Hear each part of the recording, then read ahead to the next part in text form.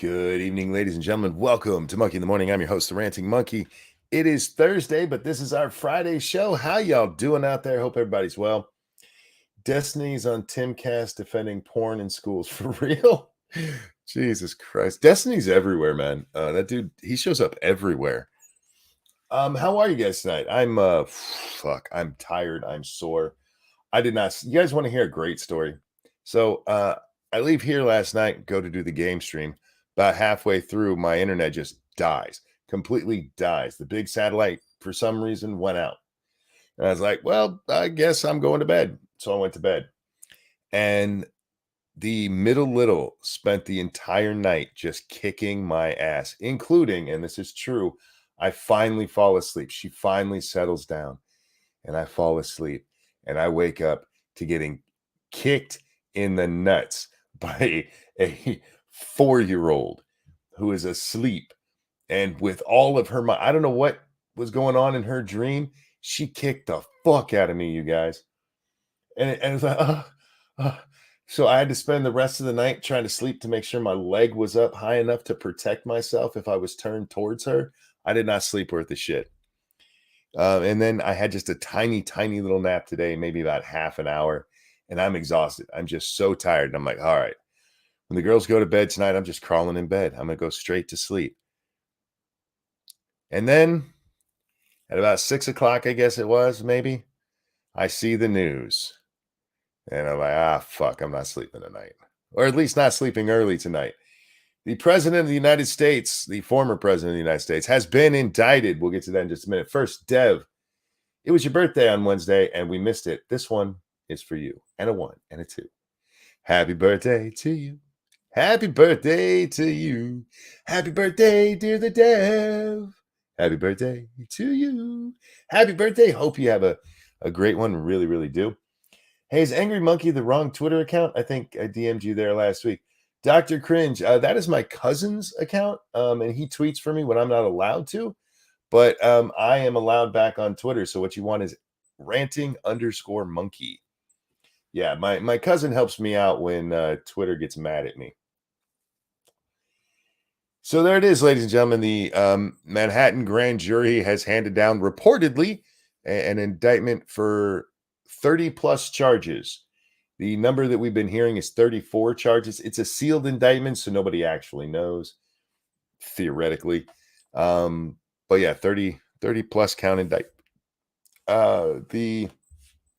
Should we just start off with a good story about it? And by good story, I mean, fuck it, CNN's the story that I pulled up. How about that? Let me scroll back up here. This is Donald Trump indicted by Manhattan grand jury on more than 30 counts related to business fraud. Written by 4 fucking people.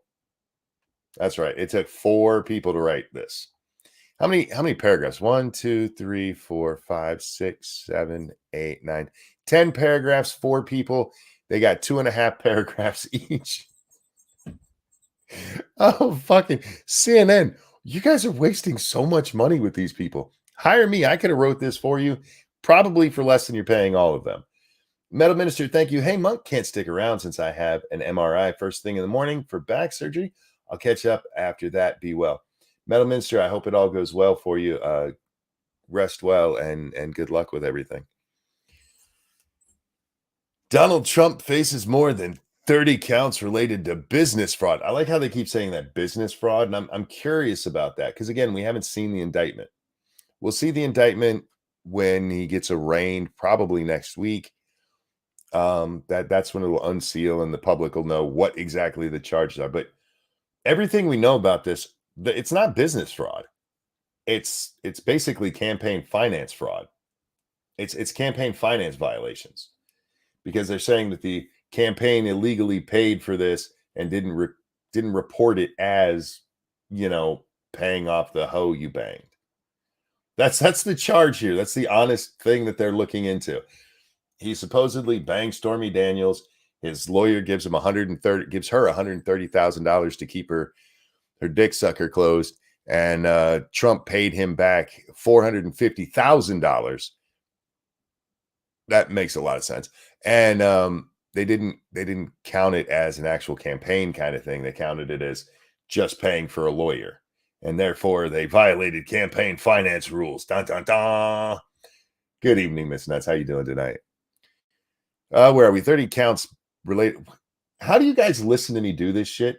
I don't get a full sentence out before I interrupt. And it's not just when we watch videos, it's when I read shit too. This is why I have trouble watching people who just read it, because I'm like, there's so much to say there and you're not saying anything.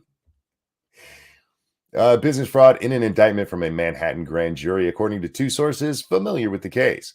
The first time in American history that a current or former president has faced criminal charges. Well, that is meaningless. They keep playing that it's a historical thing. It's the first time a former president's been charged with anything. So what? Typically, it wouldn't be an issue. Now, take any other president, probably going back to George Sr., right? Any other president has a decent chance after losing an election of winning the next one. There was a possibility of this shit because these idiots play political games all the time. You think Obama really would have made it 4 years of scrutiny? You really think he would have made it with just 4 years of Republican prosecutors just digging into every little thing he did? What about Bill? What about Bill Clinton? You think he would have survived if he'd lost in 96 and has to go into 2000? You think that there's not criminal charges there? Anyway, Ministry of Wrong Thing. Thank you. Hey, Monkey.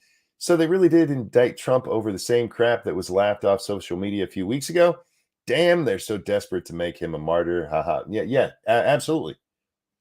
I mean, we get the guy who comes in and Cohen had kind of used him for legal advice, but never actually hired him for a lawyer. So he's free to speak about everything that they talked about. And he came in and said, yeah, this guy's fucking lying. Really fucking lying. And that's when it all just kind of went quiet. And they went, yeah, we should probably not talk about this. They actually told the grand jury, yeah, we're not even going to meet on Wednesday. This was what, last week? And then suddenly this week, though, yeah, charge him. Thank you. This is Kyle. We watch because it's a drinking game. We take a shot every time you interrupt yourself for a video. Dear God. What are you guys, all Irish? Are you guys all Irish and Indian like me? You got fucking livers made of steel? Fuck, man. Don't do that drinking game. You're going to die. The indictment had been filed under seal and will be announced in the coming days. The charges are not publicly known at this time. Trump will likely be arraigned in court early next week, according to his defense attorney, Joe Tacopina. I kind of like that name, Tacopina. The DA's office had been investigating the former president in connection with his alleged role in a hush money payment scheme. I like how a hush money payment. I mean, technically, sure, but it's trying to get a hoe that says she banged him to keep her mouth shut. I mean, I guess that's hush money, but it's not like hush money like, there was an embezzlement scheme or a murder or something, a real thing that people care about. No. This was, hey, you keep telling everybody I let you suck my dick. Please stop. Here, we'll give you some money to just go away. You think she's mad that she found out she only got 130,000 and Cohen got 450 out of it? You think that's what pisses her off? It is weird to me that this became such a big thing, right? Because she signs this NDA. She's not going to say anything. She got a $130,000 payment. There's nothing illegal about that. You can pay people to keep their mouths shut about things that aren't illegal. And it is not illegal to have sex with somebody, even if there's still a couple of states where they have the old puritanical laws about, cheating on your spouses, but nobody ever prosecutes for that. So she was there was no reason for this to come up. She got her payday. And then along comes a little douchebag named Michael Avenatti. You guys remember Michael Avenatti, right? He's the one that helped make Miss Stormy Daniels a big thing. And he also had that witness against Brett Kavanaugh. Oh, Julie, we hardly knew you. Whatever happened to Julie?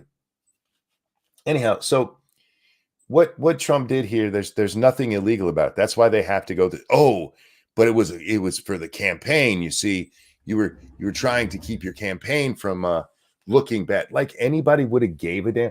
He survived, grabbed them by the pussy. You think Trump wouldn't have survived? Yeah, I banged a porn star once. The argument has always been, and even Cohen made this argument, that the money was never about the campaign. It was about keeping Melina from hearing this shit, keeping the president's wife from hearing this shit, and putting her through a bunch of crap. Because when it all boils down to it, that's where this really matters, right? Trump and his wife. Melania. Sorry, I said Melina. Melania. It all boils down to him and his wife and their relationship. And he may have cheated on her, right? And it comes public and everybody looks at the wife like, how do you stay by him? He's a billionaire. I mean, I love him so much. You know what I mean? And that's been the argument from the beginning. It had nothing to do with keeping bad press. They had already been calling this man a fucking racist. Every time he turned on the TV, it's racist. Hey, Stormy, thank you so much. Me love you long time. Sucky, 130K. Thank you. Thank you so much. I'm going to pass. I don't have 130K, and I've seen you, Stormy. You ain't worth 130K. But if that's the truth, right? And this is really what it boils down to. If it was just to save face with his wife, then there's no crime here. None, zero, zilch, the end of the story. If it was to save the campaign face, then maybe, yeah, you should have called it a campaign issue rather than we paid off a dirty whore. Anyway, sorry. I keep getting on these tangents. A hush money scheme and cover up involving adult film star Stormy Daniels that dates back to the 2016 presidential election. By the way, this charge has a 5-year statute of limitations. You've heard me and Jack talk about that before. I don't remember if this article discusses it or not, but the way they're trying to get around that, you see. Thank you, S. Cybertaz. Rumble Bucks for the Monkey Man. I appreciate that. Thank you so much, sir. The way they're getting around this 5-year statute of limitations, because we are clearly past it, is that they're saying in New York, they have a law that allows you to extend the statute of limitations if the person involved wasn't in the state the whole time. Like they somehow needed Trump to be in New York for it to count. They call it a toll. And so they're dragging it out that way.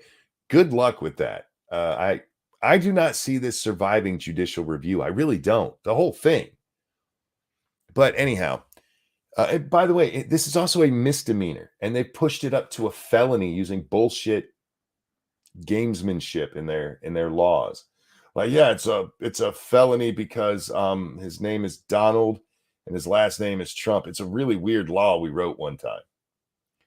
So this is the equivalent of trespassing, jaywalking. It's a misdemeanor. And they bumped it up to a felony charge of paying hush money with 30 goddamn counts. I cannot wait to see the full indictment. Look, several of these accounts are going to be conspiracy because they just will be. Michael Cohen is in there. He's their star witness. The fact that they discussed it. Trump says he never talked about it. Trump says he never opened his fucking mouth about this. He had nothing to do with the payments. I don't know, but Cohen says they did. So there you go. There's your conspiracy. Some of it will be the direct allegations, and then some of it, 30 counts.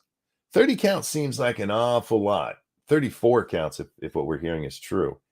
34 counts for banging a sickly looking porn actress and giving her $130K to keep her dick licker shut. I mean, seems a bit excessive if you ask me. Where are we? Manhattan District Attorney Alvin Bragg's office will reach out to Trump's attorney to discuss his surrender to face the arraignment. Oh, whoops. I hit the wrong button there. Now, this supposedly has already happened.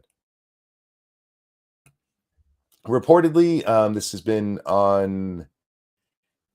It's been verified in several media outlets that Trump's attorneys say this has already happened, that the DA has said this has already happened. So they've already had the discussion about him coming in. Now, this is where things get a little bit interesting. Not extremely interesting, just a little bit interesting. Thank you, Frank Hubbard. Should get a refund. She talked. Well, theoretically, Trump could have sued her for this, and he decided to just let it go. But absolutely, she broke the terms of the agreement, so he had every right to actually sue her for this. Did I not share this out? I feel like I did not. No, no, no. I don't want to hear myself. Stop it. Stop it.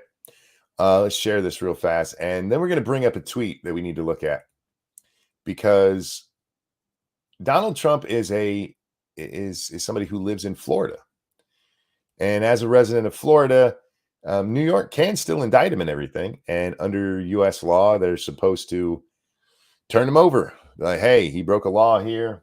We need him to come face the music. Well, interestingly, even though he stayed mostly quiet about this and hasn't been real, what's the word I'm looking for here? Real specific, I guess. Ron DeSantis came out and tweeted this: the weaponization of the legal system to advance a political agenda the weaponization of the legal system to advance a political agenda turns the rule of law on its head. It is un-American. The Soros-backed Manhattan district attorney has consistently bent the law to downgrade felonies and to excuse criminal conduct. We've talked about that before. Yet now he's stretching the law to target a political opponent.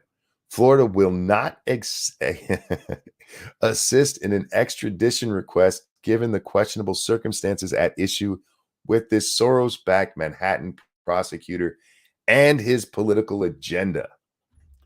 This is DeSantis, not Santos. DeSantis saying, if you guys come try to arrest him in Florida, we're not going to help you with it.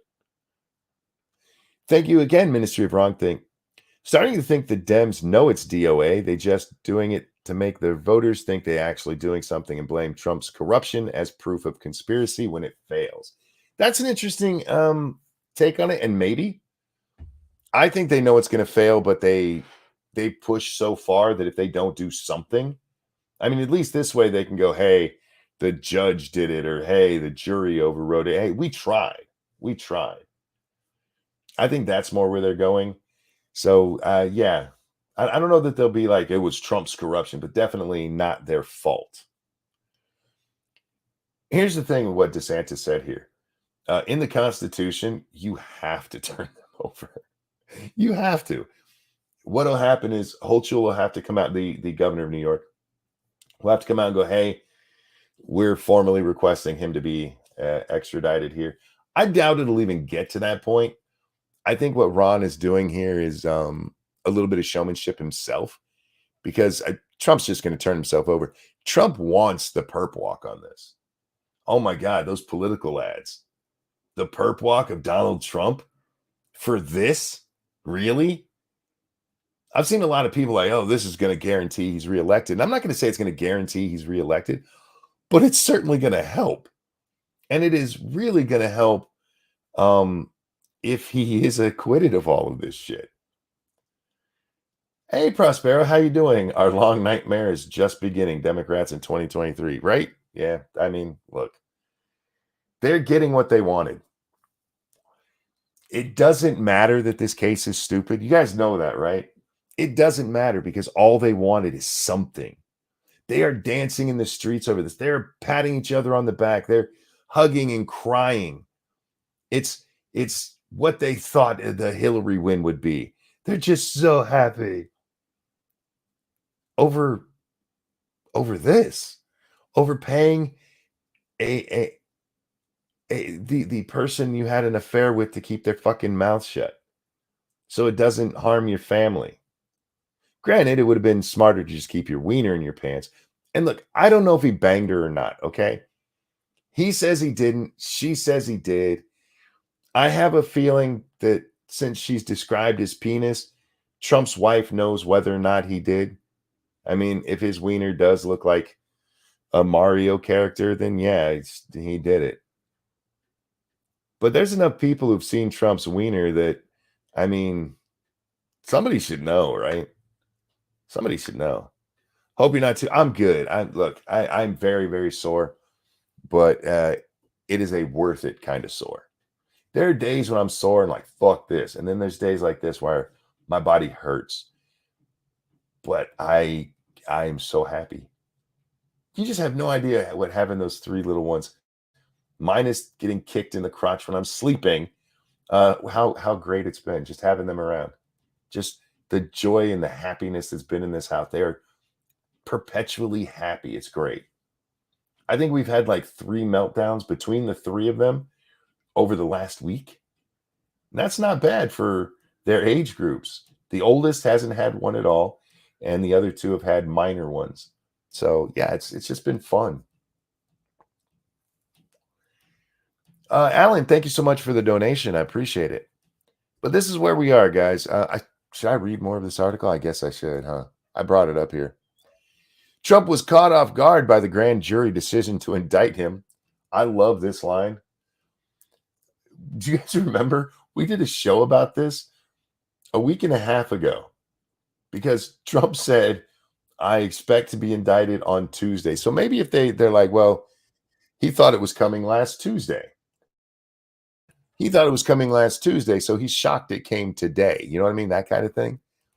But otherwise, I mean, why would he be shocked? He expected this to happen, and he was hoping it would. Of all of the things that he's facing right now, with like the January 6th investigation coming out of the Justice Department, the election interference coming out of Georgia, or this one here, this is the one that he wants. Because this one's a win and a walk, because this is nonsensical. Where are we? Thank you, Frosted Glass. Trump in court. Okay, everybody raise your hand if you've never spent money to get a woman to shut up. Everyone looks side to side while keeping their hands down. Trump drops mic. I mean, Toad, thank you so much. Trump's penis doesn't look like me. I should know. Fair enough. Fair enough. Tyler, happy birthday to you. Happy birthday to you. Happy birthday, dear Tyler. Happy birthday to you. Happy birthday. Hope you have a great one. Really do. Hope you don't get indicted. It is indictment day. But yeah, this is why I wanted to keep reading. Trump was caught off guard by the grand jury, according to a person who spoke directly with him. While the former president was bracing for an indictment last week, he began to believe news reports that a potential indictment was weeks or more away. Now, what that's talking about is they've called an end to the grand jury, and they're going to be recalled in April. So they're on a break right now, basically like an Easter break for them. I'm sorry. Anytime I read these things about what people close to Trump are saying, I'm always, I don't know, I'm always skeptical, because too often it seems to be what the news media wants them to be. You know, this is a guy who just a week and a half ago was like, yep, I'm getting indicted. It's coming on Tuesday. He said that 2 Fridays ago. I'm getting indicted because it was last Tuesday that he was expecting to be indicted. But no, it shocked the shit out of him. I mean, all right, I guess. Sure, why not? Stranger things have happened. Is this a shock today? Hell yes, the person said, speaking on a condition of anonymity as Trump's team calculated its response. How is it that all of these reporters who absolutely hate Donald Trump have an inside with so many people that spend so much close time with the man? Am I the only one that's curious about that? Like, okay, I'm a reporter from CNN. Oh God, Trump hates you. Let me tell you all his dirty secrets. Yeah. We're not in the political world anymore. This isn't like when he was president, or even when he was running before. He's gearing back up for another presidential run, but these would be people who are close to him in real life, you know? The pool boy Mar-a-Lago. Maybe that's what it was. Maybe. Trump has frequently called the various investigations surrounding him a witch hunt. Well, that's because that's what it are. That's what it are. That's what it is. Attempting to sway public opinion on them by casting himself as a victim of what he claimed are political probes led by Democratic prosecutors. All right. Tell you what, CNN, I'll give you $1 right now. I will subscribe to whatever kind of subscription service you have right now. If you can show me one of these that is led by anybody other than a Democrat prosecutor, I'm willing to learn. Fuck, even the one down in Georgia, that's coming out of Atlanta, isn't it? That's not coming from the AG down there. Anyhow, Trump urged his supporters to protest his arrest, echoing his calls to action following the 2020 election. Oh, it's Xander's birthday. Xander, happy birthday to you. Happy birthday to you. Happy birthday, dear Xander. Happy birthday to you. Sorry I missed that. Happy birthday, sir. Hope you have a good one. Yeah, Tyler, where's the lie? Where's the lie when he's saying it's a witch hunt? It is. Look at the whole Russia thing, and they're still trying to be out there like, no, the Russia thing was real. You guys are you're misinterpreting the Mueller report. Did you even read the Mueller? Did you read it? Did you read it? Well, yeah, but we also have all this stuff like, the taps on Carter Page and all that. We know that there was dirty shit going on. We know that the actual extent that there was any communication between Trump and the Russians was fleeting at best. At best. And you motherfuckers are still trying to make even Mueller, bro, right? Right? It's just fucking insane. In December, the Trump organization was convicted on multiple charges of tax fraud, though Trump himself was not charged in the case. That has nothing to do with him. That had to do with the people running the Trump organization, which he did not have a hand in at the time, who were giving bonuses to people and not counting it as payment, as income. CNN Plus, thank you. Now you can sub to me. Oops, I got canceled. Thank you so much, CNN Plus. Trump's Republican allies, as well as his 2024 GOP rivals, have condemned the Manhattan District Attorney's Office over the looming indictment, and House Speaker Kevin McCarthy has vowed to launch an investigation into the matter. Well, there you go. That's the gist of it. They're indicting him over this stupid shit. I don't know how many times they're going to keep trying this. Honestly, I don't. They don't want him to be able to run. All they need is to get him on something, because then they can invoke the 14th Amendment, right? That's the one where it's like, no, you can keep him from running. The problem is the one that they really need is either the DOJ or the Georgia one, because it's got to be something that's an attempt to overthrow the government, basically. That's why they're trying to make this a felony, and that's why they're trying to make this more than it is, because they want to be able to go, hey, he shouldn't even be allowed to be on the ballot. He's made himself unqualified for office. I mean, we saw this when they were doing the impeachment hearings. That was their goal. It wasn't actually to impeach him for anything he did wrong. It was to stop him from being able to run for president again. That's what this is. If Donald Trump had, lost in 2020 and he goes, you know what? I'm retiring from politics. I'm going to go live at Mar-a-Lago, hit golf balls and bang whores. None of this shit would be happening. It would have all gone away. Because that's what happened. No former president has ever been indicted. Well, this is why. Because once they go away, their political haters turn to hate on somebody else. They are deathly afraid of Donald Trump right now. Because despite the way they've tried to spin it, the Biden administration has not gone well. Why isn't it illegal to go after Trump, but they couldn't go after Biden when he was running? I hear what you're saying, Nuts. There's differing legalese on this. Some people don't think, like with Biden, they didn't do it because they didn't want to appear to be helping one side because of the Hillary Clinton stuff. They could have gone after Biden if they wanted to. That's the truth of it. There's nothing in US law that says somebody running for election or even a sitting president cannot be indicted. There's none of that in there. It's all just kind of the way we've done it. Yeah, Nixon did indictable shit and he wasn't indicted. True, true. Absolutely. I mean, if anybody should have been indicted after office, it was Nixon. Fuck, Bill Clinton. Bill Clinton admitted to perjury. He could have been indicted. Was he? Not. The only reason they're going after Trump is because they still fear Trump. And Biden's administration has been a fucking disaster. No matter how much 10 million new jobs, 20 million new jobs. We got all the new jobs. You got back the jobs that we had. We've actually entered into a recession that you guys just won't call one. And if you get Biden and Trump up there arguing their records, Trump's record is great until COVID. It is. Financially, it's fine.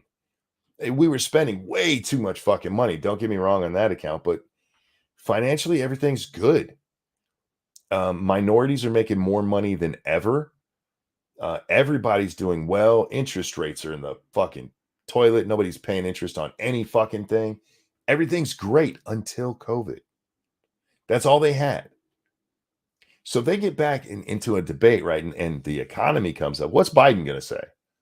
Oh, I got some of the jobs back because everybody's expecting this recession, which they keep refusing to call a recession. They're expecting it to turn downwards. We're expecting to see job losses, and we've already seen major companies, especially in the tech sector, just laying off people left and right. They are desperately afraid of Donald Trump. So we'll see what happens with it, but I don't think this is really going much of anywhere. I feel like this is it's not going to hurt Alvin Bragg because he's from New York. He's from this is New York City, man. This is the Manhattan DA. You think he's going to get in any kind of trouble for misusing his office for political ends to get Donald Trump? You think anybody that voted for him is going to be like, oh, I can't vote for that dirty prick? Nah, man. They're going to be like, yay, Alvin for president. Thank you, Joey Boy. I'm going to dance on the grave of kids while I eat chocolate chip ice cream. Hey. It was Chinese chocolate chip ice cream. Again, nobody's explaining the difference to me between Chinese and American ice cream. I really need somebody to help me with that. Wouldn't it hurt him if it falls apart? No. Especially if he can point and go, hey, look, we did our best. There's some reason other than us that made it happen. That's all. By the way, good time to remind you, brought to you by you. Hit the like button, the share button. Please hit the thumbs up on Rumbles. And if you can, donate. Links are at the top of the chat on YouTube. They're in the bottom chat on both services. And you can donate through the ones that are given there. Chinese chocolate chip ice cream has heavy metals and toxins in it. Maybe. I mean, that would explain a lot about Joe. But no, Dangerous, to your question, if this all falls apart, unless they can point to something that Bragg did, if it turns out the reason it all falls apart is because he relied so much on Cohen when Cohen was so obviously such a bad, goddamn, a bad witness. How do you pull in a guy who's gone to prison for this and has gone to prison for lying to Congress? This is the only reason he got out of prison was fucking COVID. And this is your star witness, a perjurer who has an axe to grind against Trump and has made no bones about that axe, who's gone on television and talked about how much he hates this man now and that he's going to get him. He's going to get him. I mean, How do you make that? So if it falls apart because of that, maybe it comes back and bites Bragg in the ass. But as long as he can say that he did everything right, he brought the case, the judge threw it out. I can't control judges, or the jury acquitted. I can't control the jury. You know what I mean? It's going to have to be something that he did wrong in a major way. Also, Bragg didn't present all the info Costello turned over. And Prospero, that could bite him in the ass in the trial itself. I just don't think it hurts him, right? Thank you, Frosted Glass. American chocolate chip, Chinese chocolate chip. Fair enough. Is Cryptic around to give me a pass for that joke? But yeah, to what you said there, Prospero, we know about the Costello stuff. This is the witness that comes in the day before Bragg decides, yeah, maybe we shouldn't have the grand jury tomorrow. Whichever judge finds for Trump better have secure. Oh yeah, that's the other part. One, how do you get a reasonable jury in this case? And I mean this from both sides, right? How do you find an unbiased jury to hear this? I'll tell you right now, if you put me on this jury, I would do my best to listen to the evidence.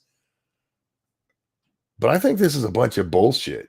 And I would think that going in, and that would be my, if they ask, have you heard about this case? Yeah. What do you think of it? I think that fat fucker over there is on a political witch hunt.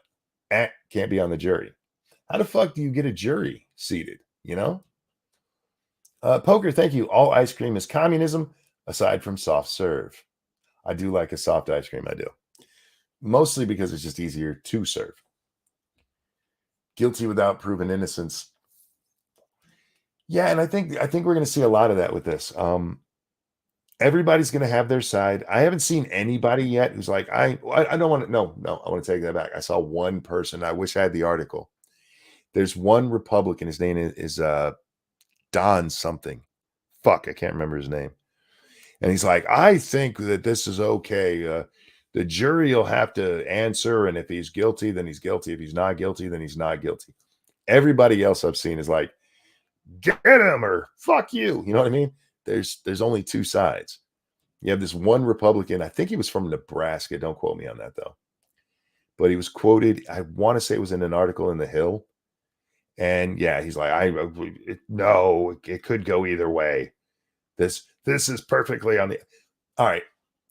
Even if you believe that the jury system is going to work out, right? That if he is innocent, it's going to come out innocent. You can't look at this and say that it's not political. You just can't. Thank you, Prolific Invention. Trucker's going to play their hand on this. What do you mean? Like do a boycott like they did up in Canada and like block off New York City? That'd be interesting. But you can't look at this and say it's not political. This is such a minor thing. This is paying off a whore to try to keep her from telling your wife you might have banged her. And actually, there were two of them because nobody's talking about the other chick. Her name may come up in this. That might be part of the 30 charges. I forget her name, but she got 150K. So maybe she a little better than Stormy did. She got another 20K. I don't know what she did for that. Maybe she went butt stuff. I don't know. But you have these two women that he's like, hey, I don't want my wife to know I was banging these chicks, or I don't want my wife to hear that these chicks are claiming that I banged them, whichever way you want to look at it. Either way, that's what it is. And like, no, it's campaign finance fraud. What? What are you fucking talking about? The actual indictment is 34 counts of falsified financial info or something. Nobody knows the exact answers to that. And it's going to be the falsified financial info is going to be on campaign finance stuff. That's where the falsification is, that they didn't claim that it was to help the campaign, because every day people running for Congress or the presidency or a governorship, they're like, oh yeah, write down 150,000 to keep that bitch I was fucking shut up for a while. You know what I mean? Frank, thank you. Chinese ice cream is the kind that comes with kickbacks. I read a few things saying we'll be in a recession in 23, 24. We're already in one. We're already in one. That's what you say next. Walmart and Target are closing location. Banks are failing. Seems close to a depression to me. I don't think we're close to a depression yet. Target and Walmart are going to keep closing stores as people realize how much easier it is to get stuff on Amazon and that they can wait. Walmart in particular, I can't speak to Target, but Walmart in particular was still growing way too fast when I worked there a decade ago. Um, I know in Grand Rapids they have 2 stores, which they really only need 1. They opened a super center close to our super center, both of which are rural. Only one of those needed to be. You're going to see a lot of that with brick and mortar stores because so much of that stuff you don't have to go in to buy. Brick and mortar stores are for groceries, and even those are in major cities now. You can have delivered to you a lot of places, but it's for people like me who want it right now. You're going to see a lot more of that. You're in Grand Rapids, Michigan? No. But I'm about 70 miles from Grand Rapids. It's the biggest city close to me. Thank you, Frank. Also, why hasn't Spent been hit with extortion? If she I'm Stormy, I'm guessing. Why hasn't Stormy been hit with extortion if she blackmailed for 6 figures? Well, we don't know that she was the one that initiated it. If she says, "Hey, I'm going to tell the world about this," and Cohen comes there and goes, "Look, hey, I'll give you 130,000 to shut up," then she didn't. That wasn't her extorting anybody. It was actually him initiating it. So there's a little bit of difference there. Ministry, thank you again. Just noticed we came within a mere hours of this literally happening on April Fool's Day. Laughed my ass off. I mean, is there a better day for it to have happened? Amazon stock lost 40%. The end of lockdowns rippled down on some big box. Yeah, and Amazon is going to be the one that is easiest to recover from that. It really is because Walmart is trying this thing. I don't know if you guys shop at Walmart, but like you can drive there and just pick it all up.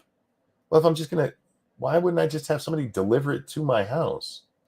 We do that with groceries, but then you get home and you're like, what the fuck? This box is all crunched and that lettuce looks like somebody shit on it. You know what I mean? If I'm going there to actually purchase stuff, I want to pick out what I purchase. They're making some big mistakes. You think the UP is only 70 miles from Grand Rapids? Nah, man. Try, isn't it like almost 200?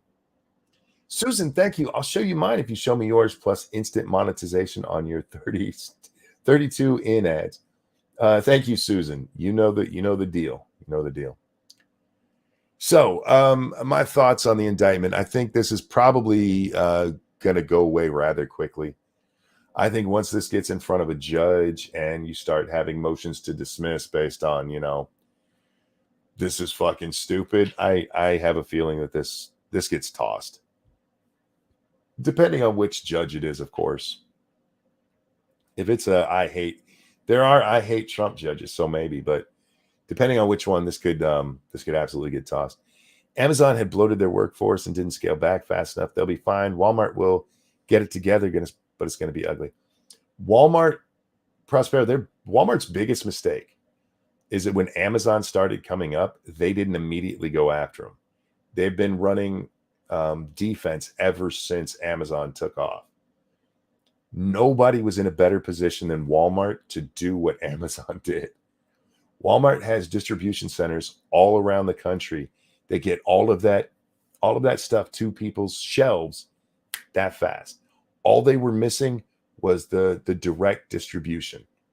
And they kept putting it off and putting it off and putting it off. And then they finally bring it in as almost an afterthought. And by this time, Amazon's rooted. And that was their biggest mistake. And they can come back from it, absolutely. And they've been fighting it for a while. But yeah, it's going to cost some of the stores their physical locations. Speaking of which, let's move on and talk about another story. This was brought up to me, and I said on here that I can't speak about it very well, but I can still speak on it. I'll explain in a minute. Playing catch up, Target will go down before Walmart, but it's going to be Target will go down before Walmart just because it's a more expensive place. Poor people have to shop, and they can't always get online and buy their stuff there. That's Walmart's one saving grace. But they're also getting nickel and dime by like dollar stores, and not true dollar stores like your Family Dollar and your Dollar General, because these places sell a lot of the same stuff that Walmart does. I'll give you an example. Like the closest Walmart to me is almost half an hour away. There are, God, almost a dozen Dollar General or Family Dollars between me and that Walmart. And most of the stuff that I would need from Walmart, I could get from there. You know, I need to go pick up batteries. I need to pick up some bread, that kind of stuff.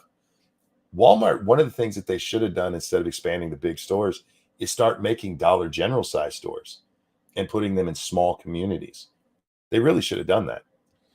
But they don't listen to me. It would have been a fucking gold mine. But they don't listen to me. Let me see. Did I? I think I just reacted to this one. I did not retweet it, so I got to find it in here. $400,000 stores, or it seems like. Are you talking about those little ones? Yeah, I mean, so many things. Walmart, they got complacent. That's what they did. And it just happened that like the Amazon blow up and the Dollar General's kind of blow up thing all happens at a time where they bring in these new people whose their idea of how to fix everything, and I'm not making this up, is to just deal with your inventory better. That's what it was. We gotta manage inventory better, and they bring in this guy in the upper office who used to work in the military. He was a logistics man in the military, and he didn't understand how Walmart works compared to how the military does. In the military, you can say, "Hey, you have 20 minutes to get this done. Go get it done." In a Walmart store, you can't do that. You can say, "Hey, you got 20 minutes to build this end cap." Like, all right. But what happens if it's the third, and every time I get to that end cap, another old person is asking me where the tuna fish is? And that guy ended up getting fired. Let go, because it was just the wrong fit. And yeah, they just fucked it all up. They really did. Okay, so since we're on the Walmart train, let's talk a little bit more about Wally Mart. U.S. sues Walmart for firing deli worker with Crohn's disease. Just as a point of interest, I do have, my best friend has Crohn's. When I say my best friend, I have 3 best friends, basically, in real life. This is one of them. He has Crohn's disease. It's really horrible. When we go out to eat, we always got to make sure we're near a bathroom within 30 minutes of the meal being over, because he's got to flush. You know what I mean? When they first found out, he goes into the hospital, right? And they think he ruptured his appendix, and they cut in there and they just find he was so bad inside, they left him open to heal. They left him open so they could clean up all the infections inside that he'd gotten. And it just turns out it was Crohn's, and they removed a huge portion of his intestines, small or large, I forget which. And yeah, so this is not something I'm unfamiliar with. Walmart Inc. has been sued by the U.S. Equal Opportunity Commission, which on Tuesday accused the U.S. largest retailer of illegally firing a North Carolina deli worker with Crohn's disease. The EEOC said that Walmart violated the American with Disability Act, which, by the way, I realize I'm a disabled person, but that thing is kind of ridiculous. Anyhow, by dismissing Adrienne Tucker in April of 2017 because her 9 unauthorized absences in the prior 6 months, including a hospitalization and a visit to the emergency room, violated its attendance and punctuality policy. According to the complaint filed with Charlotte, North Carolina Federal Court, Walmart did not excuse several absences, though Tucker provided doctor's notes and rejected her request for periodic leave or a transfer to a job near the bathroom. I've worked in a Walmart store, and having a job near the bathroom is not going to help all that much with your Crohn's. They're not that far away. They're in the middle of the store, front and back. Anyhow, Crohn's is a chronic bowel disease that causes inflammation in the digestive tract and can lead to diarrhea, abdominal pain, fatigue, and weight loss. Before being fired, Tucker worked for 3 years for the Walmart in Statesville, North Carolina, where she served customers prepared food, cleaned, washed dishes, and lifted boxes of chicken that weighed up to 50 pounds. She worked in the deli. Tucker was a long-term employee who needed flexibility from Walmart because of her debilitating health condition. EEOC lawyer Melinda Dugas said in a statement, "The American with Disabilities Act was created to protect employees like her." No, it wasn't. Walmart, based in Bentonville, Arkansas, said it was reviewing the complaint. "We have been a top employer for those with disability for years and have thousands of associates who perform their jobs with reasonable accommodations," it said. "We don't tolerate discrimination of any kind and take allegations like this seriously." The lawsuit seeks back pay and punitive damages and an end to future discrimination. Dun, dun, dun. Okay. On its face, I understand. Yes, she's disabled and they punished her for it. However, I worked at Walmart for quite a long time. So I have a little bit of insight into all of what just I'm disabled. My best friend has Crohn's, and I worked at Walmart. I can speak on some of this, right? Y'all trust me on this? Here's the problem with just going, some of her absences weren't excused. A lot of people that I worked with who had various disabilities, right? They would take time off when they were fine. Oh, it's a sunny day. I'm gonna call in today because it's nice out. And then when it came time for them to, oh my God, I'm having a flare up. Well, you don't have any time off left. There's only so much time that you're granted, whether you're using what was it called, the Clinton thing, the Family Medical Leave Act, or the disability thing. Disability, it has to be a reasonable accommodation. It can't be, yes, you can just call in whenever the fuck you want to, because you can't run a deli that way. It's a service area. You have to have people there. And you can't be like, oh, well, we don't know if Sharon's going to be here today, so fuck it, overschedule that. That's not how it's made. And this is where I say I need more information. I need to know how many times this bitch actually called in because of Crohn's and how many times she had called in otherwise. How many times did you abuse the ridiculous system that Walmart had in place at this time? Because it was ridiculous, you guys. But this ridiculous place where you could have up to 9 absences without being fired. And how many times did you wait and go, you know what? I'm actually going to work today, even though I could be going to the movies with my homies or whatever the fuck it is you decided to do that day. How many times did you decide to save because you know you were going to need that? I've just seen it too many times. I've seen too many people just abuse the shit out of it. And yeah, there are times like, okay, yes, on this occasion, it was your Crohn's that acted up. What about those other 6?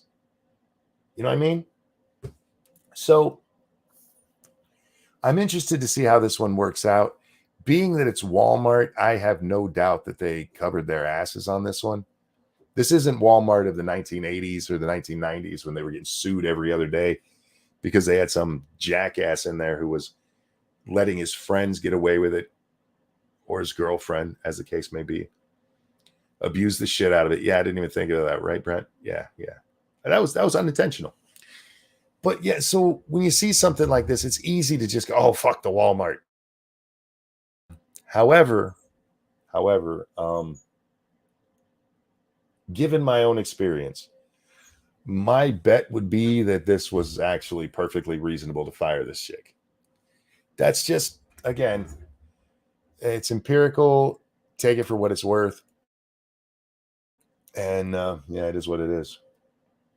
By the way, my friends with that chronic Crohn's disease, he worked in a machine shop with no issues. He was lifting heavy ass steel bars constantly all day long. He could do it. This bitch is having trouble with her chicken box. I'm not saying Crohn's isn't sucky. I'm just saying some people play up their disabilities. I hate those fucking people. I've told you guys the story before about that one chick leaving Walmart. We're out there having a cigarette on our break, and this is when we were all ZMSs. Me and another ZMS were out there having a smoke, and this fucking bitch comes out. She is skipping, smile on her face, like, what are you? She's, I'm going home. Like, why? She's, I have a migraine. Like, you fucking bitch. You fucking dirty bitch. How many times I worked there with fucking pneumonia. I was pushing carts in the fucking snow, uphill. I know that sounds like a joke answer, but this is true because Walmart parking lots are slanted on purpose to keep water away from the front. So we're pushing these things uphill in thick, slushy fucking snow. And I had fucking pneumonia. This bitch, I gotta poop. I can't do anything. For God's sake. Migraine, how's she grinning and skipping along? Assassin is somebody who's suffered from migraines, diagnosed by a doctor since I was 13. I was annoyed as fuck with that bitch. And I treated her kind of like shit for the next year over it. I've gotten over it since because, you got to let that stuff go. You can't be hateful. It's not good for you. It'll give you an ulcer. And I don't want an ulcer. The other day I said to the children, because they were just, it was one of those times where they just keep coming at you. And I just looked at one. I was like, you're going to give me an ulcer. And the baby goes, no, I'm not. And the middle little goes, yeah, I am. Like, well, one of you are. She was awful talking about the chick. She was. There were several people that I worked with like that who took advantage of the system, whether it was the Disabilities Act or FMLA, and just abused the shit out of it. I understand why we need those things. I really do. But I don't. I'm just so sick of the people who abuse the shit out of it. I don't think you've gotten over it. I might still hold a grudge. I didn't want to work that day. It was beautiful outside. It was fucking beautiful. And that fucking bitch skips her way out of the store with a migraine. Kiss my ass. All right, let's move along here. We already did that one. Do I really want to talk about that one? Let's talk about this one because it's just kind of, You'll be glad to know that John Fetterman is doing so well in the loony bin. And I guess I need to address this. I'm going to call it the loony bin, and there's going to be people who get offended by that. Don't get offended by it. There's nothing wrong with it. Nothing wrong with saying you were in a loony bin for a while. Doesn't make you a bad person for having to go there, but that's where he is. He's in a place because he's having a mental breakdown. It's all right. But yeah, from the loony bin, you'll be happy to know that he has introduced his first bill. That's right. This man who is still under the care of doctors and not allowed to go out on his own is he's proposed his first bill. Senator John Fetterman, Bob Casey, and Sherrod Brown introduced a bill Thursday to further expand rail safety requirements in the wake of the East Palestine, Ohio train derailment. Oh, God. Nuts, I do have that article. The Railway Accountability Act, Fetterman's first piece of legislation, aims to build on a slew of rail safety overhauls, included in a bipartisan bill introduced earlier this month. Snubber, thank you. Speaking of offense, Daily Mirror offended me with this headline. Nashville school shooter Audrey Hale could have been a children's illustrator as their artwork was whimsical and childlike, a former teacher has revealed. That's disgusting.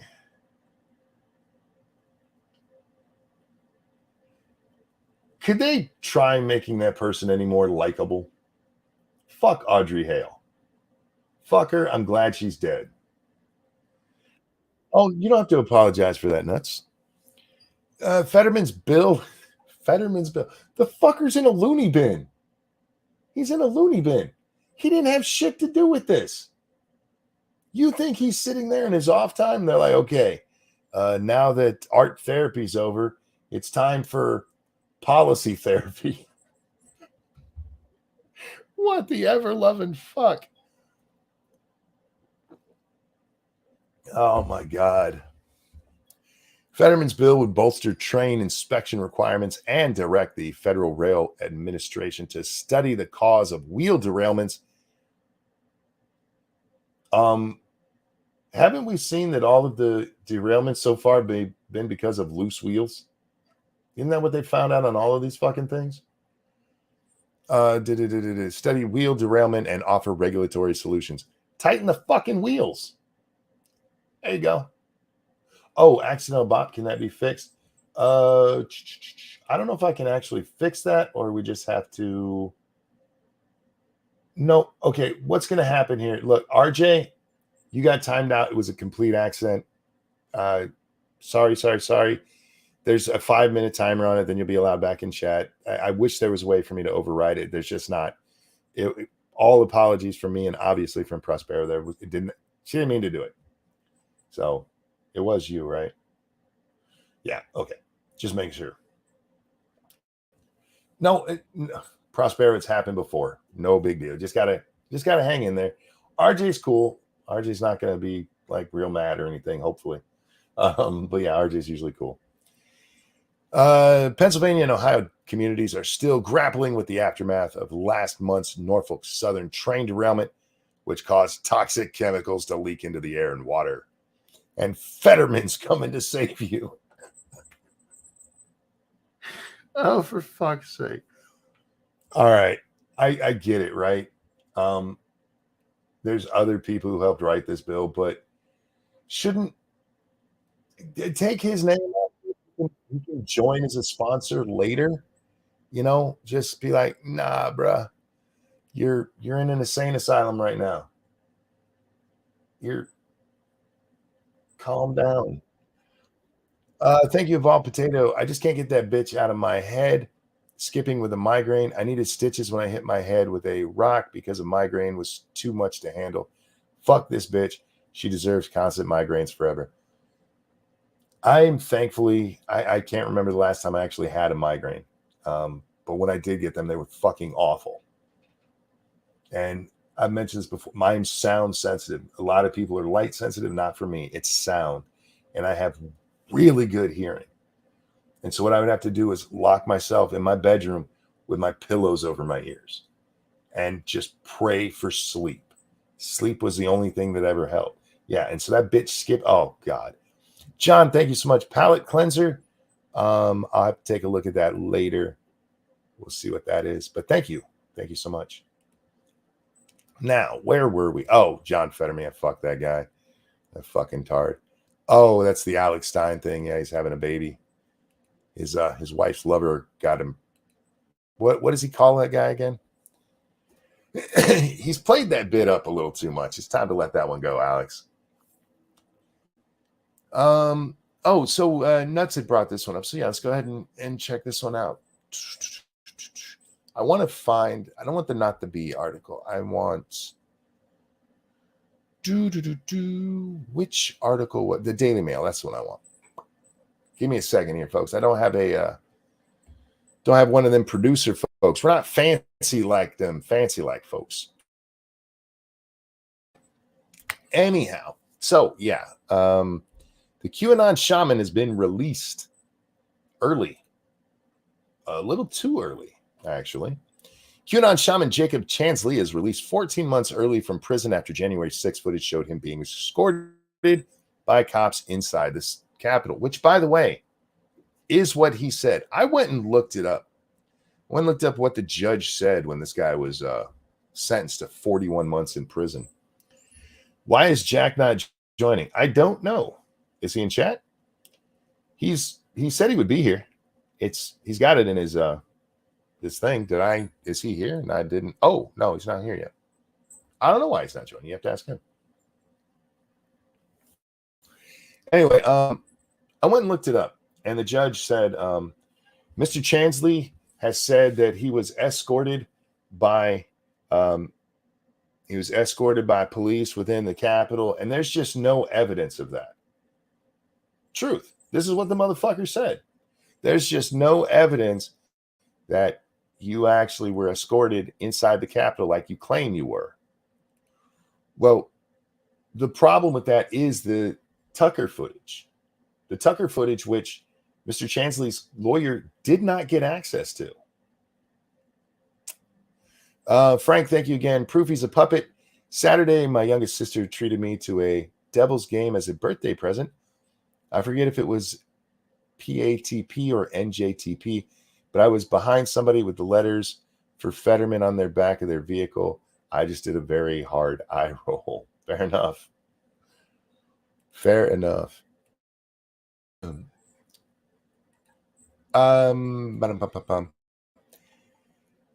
The so-called QAnon shaman who pled guilty to storming the U.S. Capitol on January 6th has been released from prison to a halfway house 14 months early in an apparent reduction for good behavior. Chansley, 35, pled guilty in September 2021 to civil disorder and violent entry into the Capitol, which, by the way, he wasn't violent. You missed my super chat about Fetterman. Oh, I'm so sorry. Frosted, thank you. The Make the Lizards Go Away Act is sure to pass. Fair enough. There's no way he actually had anything to do with passing that stupid thing. Earlier this week, Chansley was transferred from FCI Stanford Federal Prison in Arizona to community confinement in the Phoenix area after serving just 27 total months in prison. They say total months because they did give him time served as well. A Bureau of Prison spokesperson confirmed in a statement to the Daily Mail. The spokesman declined to comment on the reason for the transfer, but pointed generally to federal law that allows for good conduct sentences reduced, as well as released to halfway houses for the final 21 months of sentence, or sorry, 12 months of sentence. See, this is where it gets interesting, you see. A former federal prosecutor, not connected with the case, said it was doubtful public pressure played a role in Chansley's transfer, noting the move appears kind of routine under BOP guidelines. John Fetterman, thank you. Hey, you guys. Thank you so much, John. Normally, under federal guidelines, people are not supposed to be released. What is it? If you're sentenced to 41 months, you have to serve. I'm trying to remember what I read. I don't know if it's in this version of the article, but you have to serve like 32 months of it, something like that. And he's actually being released a year early. So he's getting out early, and they're like, no, somebody unconnected with it. That's who they talk to. A prosecutor unconnected with it says, yeah, he doesn't think it's because of the pressure. It's not just the pressure. Frankly, they should be filing charges against the prosecutors here for prosecutorial misconduct. And frankly, for civil rights violations. I'd be suing the ever-loving shit out of these people. They're trying to ameliorate an appeal. Exactly, Prospero. See, Prospero, I've missed you, sweetie. This is what they're trying to do. They're trying to get it out of the system. You know why? Because then they can go in and go, oh, well, there's no reason for any kind of appeal, or it's already done. It's already done. It's a moot point now. No reason to even talk about it.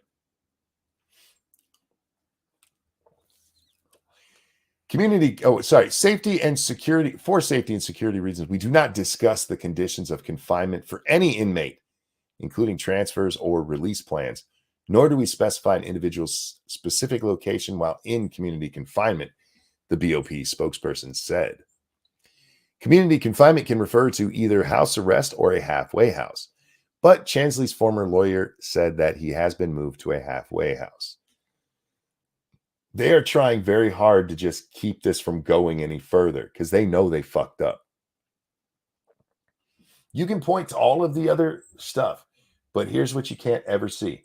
You never see him be violent. You actually watch when he walks into the Capitol building. He's not the first people there. He's not violent. He just walks in. And then the very thing he said was happening, that he was being escorted by police, that the judge says, hey, there's no evidence of that. I wonder if I can find that. Let me see if I can bring that back up. What was it? What was the search I did? Judge comments QAnon shaman. Yeah, there it is. Let me see if I can find the right ones, because most of these ones are from the May thing where they didn't let him. This one. Yeah, this is from VOA News. I don't know who the fuck they are. I'm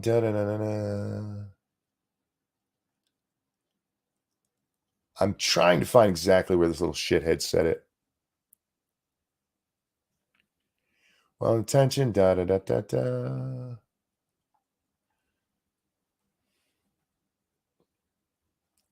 Yeah, sorry guys. I hate when I have to read when I'm trying to do this as well.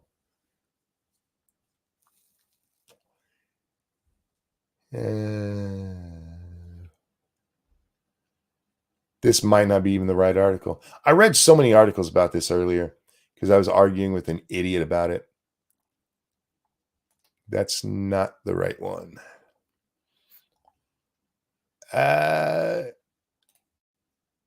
Is it this one? Yeah.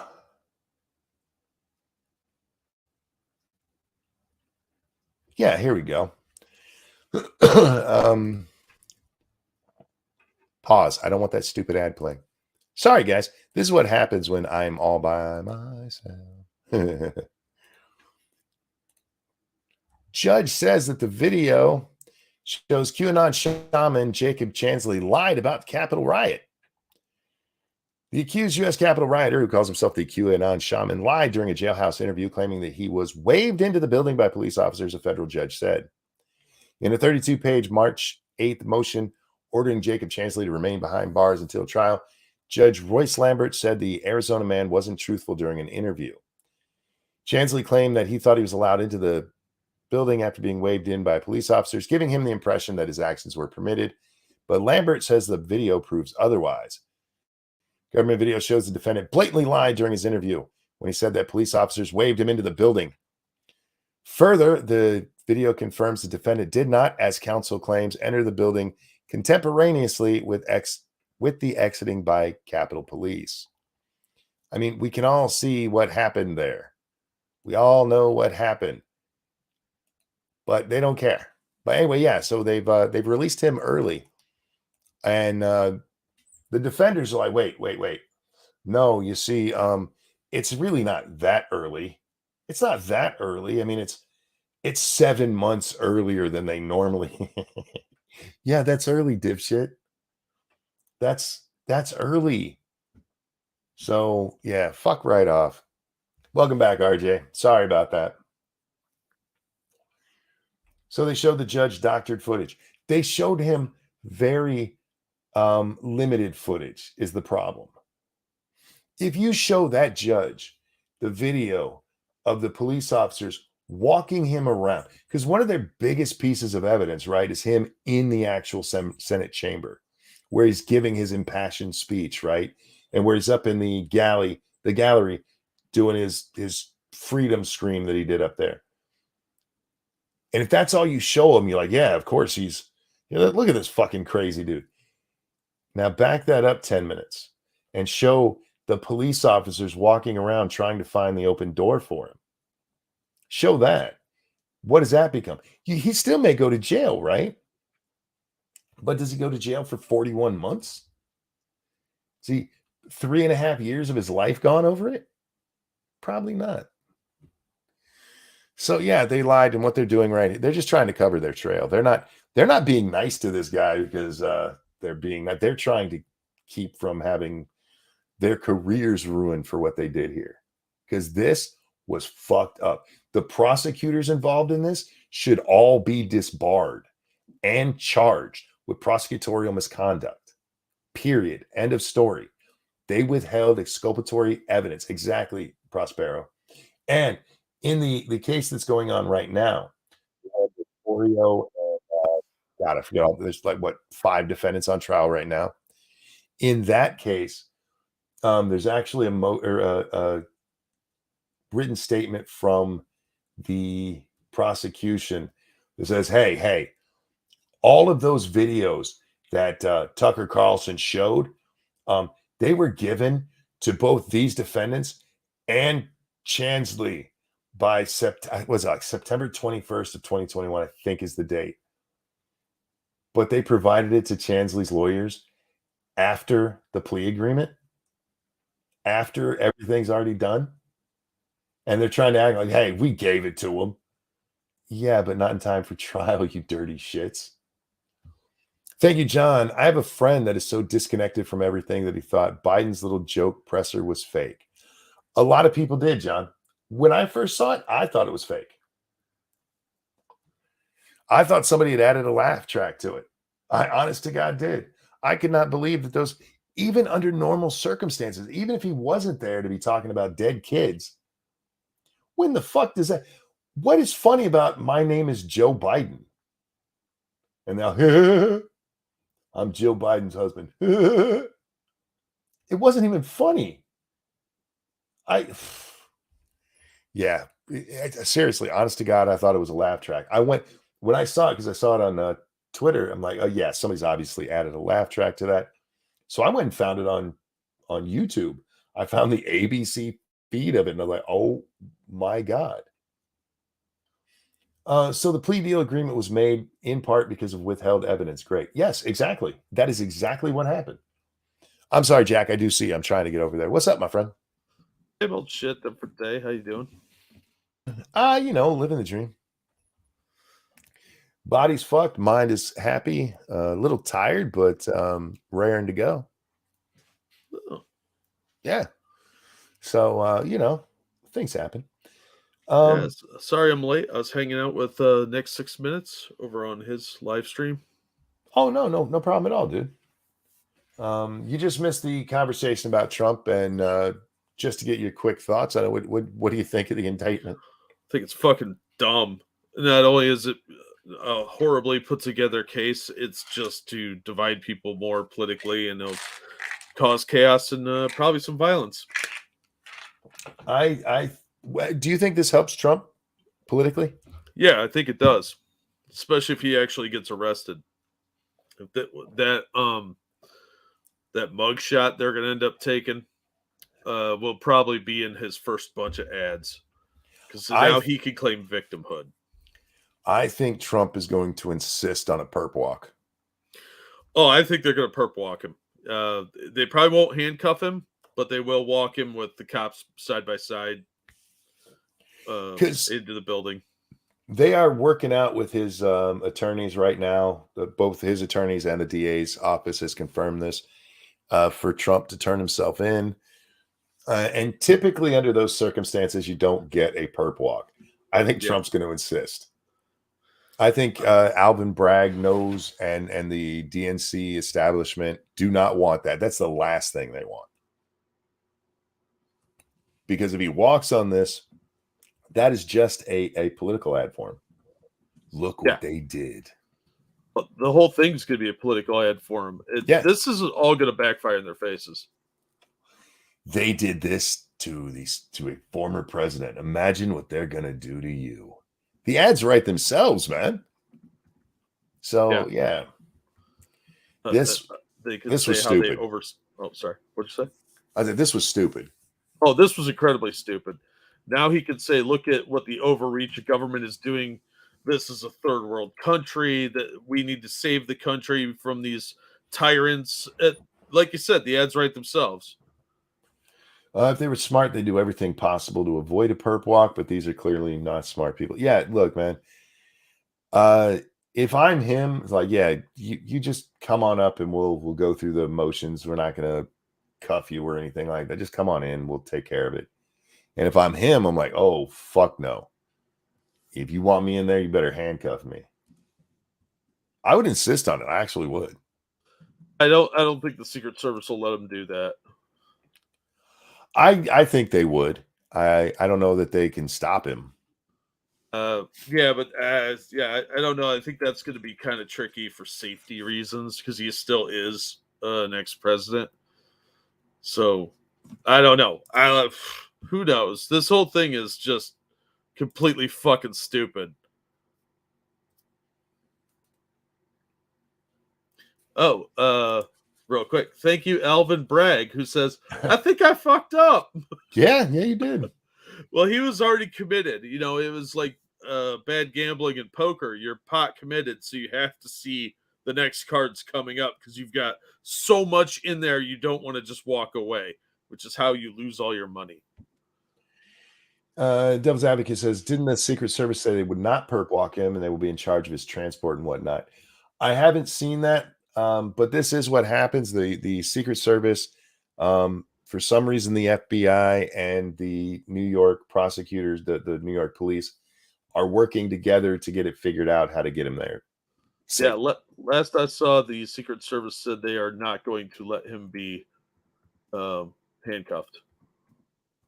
Yeah, so he could pull an AOC, right? Just put his hands behind his back. Yeah, I mean, he could, even just walking in with Secret Service around him into the police station is going to make for a great photo op. Because they're going to have, he's going to have his own photographer there because they're going to fingerprint him in a public area. Yep. So he could, and if every step of the way is going to be on video somewhere, and he'll get the surveillance camera if nothing else. So yeah, this is just going to make him more popular. It's going to galvanize people that may be kind of on the fence that voted for him previously that were now thinking DeSantis. Now it's going to be just nonstop advertising for Trump. This is a really dumb move. If I'm Trump, I get a black and white striped suit to go get arrested in. Yeah, I play this up. I really do. I sit on the sidewalk outside and dare him to pick me up. I mean, I would just be a complete ass about it. And that would play very well with his audience too. Yeah. So, well, I bet he's going to get a lot of the votes from the NYPD out of this, though. Very possible. Cops tend to be a little bit more conservative, and they're not going to like having to do this because this puts them in the spotlight too. Yeah, I mean, for all of the people out there who are, strictly left, hey, get him arrested and all that, police officers aren't mostly looking to get involved in that shit. No, makes them look bad, and makes them look like stormtroopers. They don't want that. They don't want that kind of negative publicity. There are a few like that showboating piece of shit from January 6th. The one. Oh yeah, Fontone or whatever his name is. Yeah. No, if I'm Bragg, what I honestly am like, you know what? This fell apart. Cohen is not a reliable enough witness. We wanted to pursue this, but we just don't have it. And then leave it to Georgia and the Department of Justice and let that shit fall in their lap. Instead, him taking this shot like this, there's no upside to him. We talked about this earlier, Jack. I don't think even if it falls apart, it hurts Bragg because this is New York City. But there's no upside to it.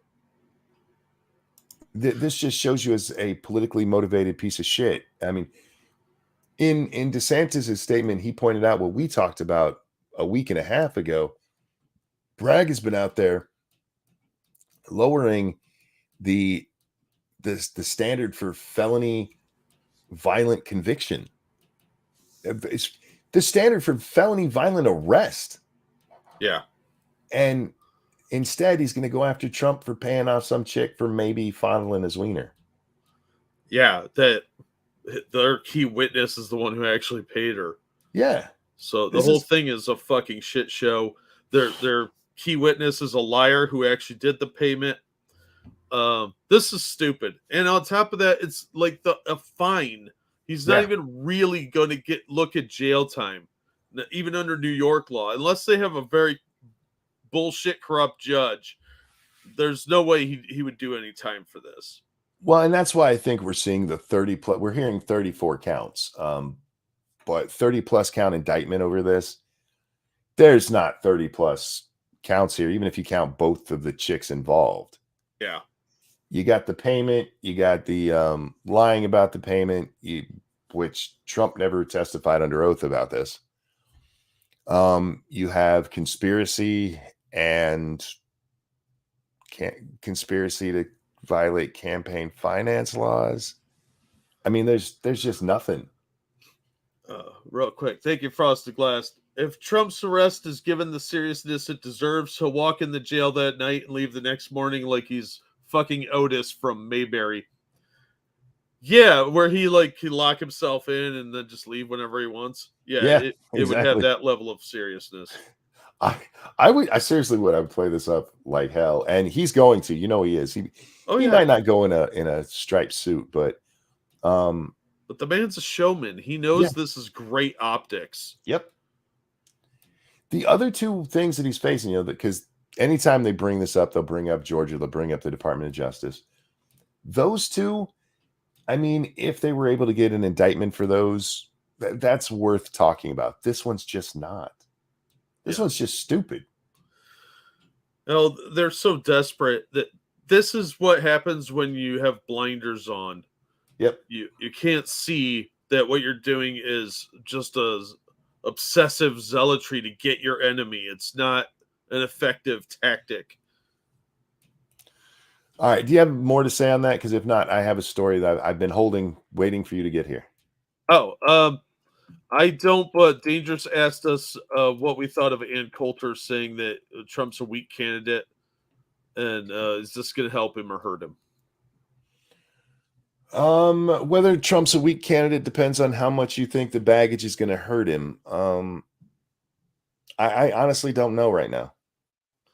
You'd have to ask me closer to the election. As for Coulter, I think she's a provocateur. She'll say things that are provocative. Yeah. She wasn't really, real quick, she wasn't really saying that Donald Trump was the strongest candidate back in 2015, 16, whenever that clip is from. She was just trying to get the most reaction.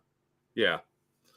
I think she's wrong, but she's saying it on purpose to try and get more news coverage on her.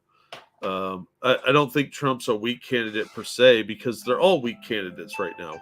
Sure. Sorry, my phone's going off. No, you're fine.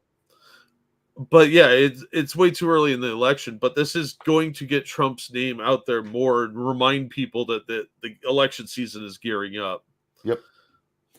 Matt asks, if Trump is weak, then who is strong? Again, it depends on what you think is weak. I do think Trump's baggage is going to hurt him. Is it enough to hurt him from keeping him from getting the presidency? I don't know, because Biden is just a very weak candidate. Yeah. Yeah, Dangerous. I think this is done tactically to try and make Trump the candidate, because they think he's more beatable than DeSantis. But honestly, I don't know. I don't know, because DeSantis has some faults too. He still is a professional politician, and a lot of people are not very happy with that right now. So I think Trump and DeSantis are both very strong candidates. Or can be. Yeah. And for the same reason, basically, there's so many people who are tired of business as usual. And whatever you think about DeSantis being a regular politician, sure, but he also stands up enough to the naysayers, and he got a lot of credit for it during COVID. He's getting a reputation for somebody who stands up against him. How is Tim Scott looking? Unfortunately, not good enough. Yeah, I like Tim Scott. I think he could be a good president, but he's still kind of a nobody. Tim Scott would be a wonderful candidate. Maybe he goes in 28, or maybe as a VP candidate, right? Yeah. I would love to see him run as the actual. I like Tim Scott. Yeah. Tim Scott's a smart guy. I don't agree before anybody. Oh, you like everything about no. Hashtag not all. Sylvia, was your birthday yesterday? Well, this is for you. And a 1 and a 2. Happy birthday to you. Happy birthday to you. Happy birthday, Sylvia. Happy birthday to you. Happy birthday. Hope you have a great one. I really do. Tim Scott would be great one day. Probably not right now. It's bad timing. It really is. It really is. And it's not because he's not ready for it or anything. It's just, this is DeSantis versus Trump. That's what 2023 is going to be all about. Yeah. So 2023 going into 2024 until the primaries are over, and then last man standing.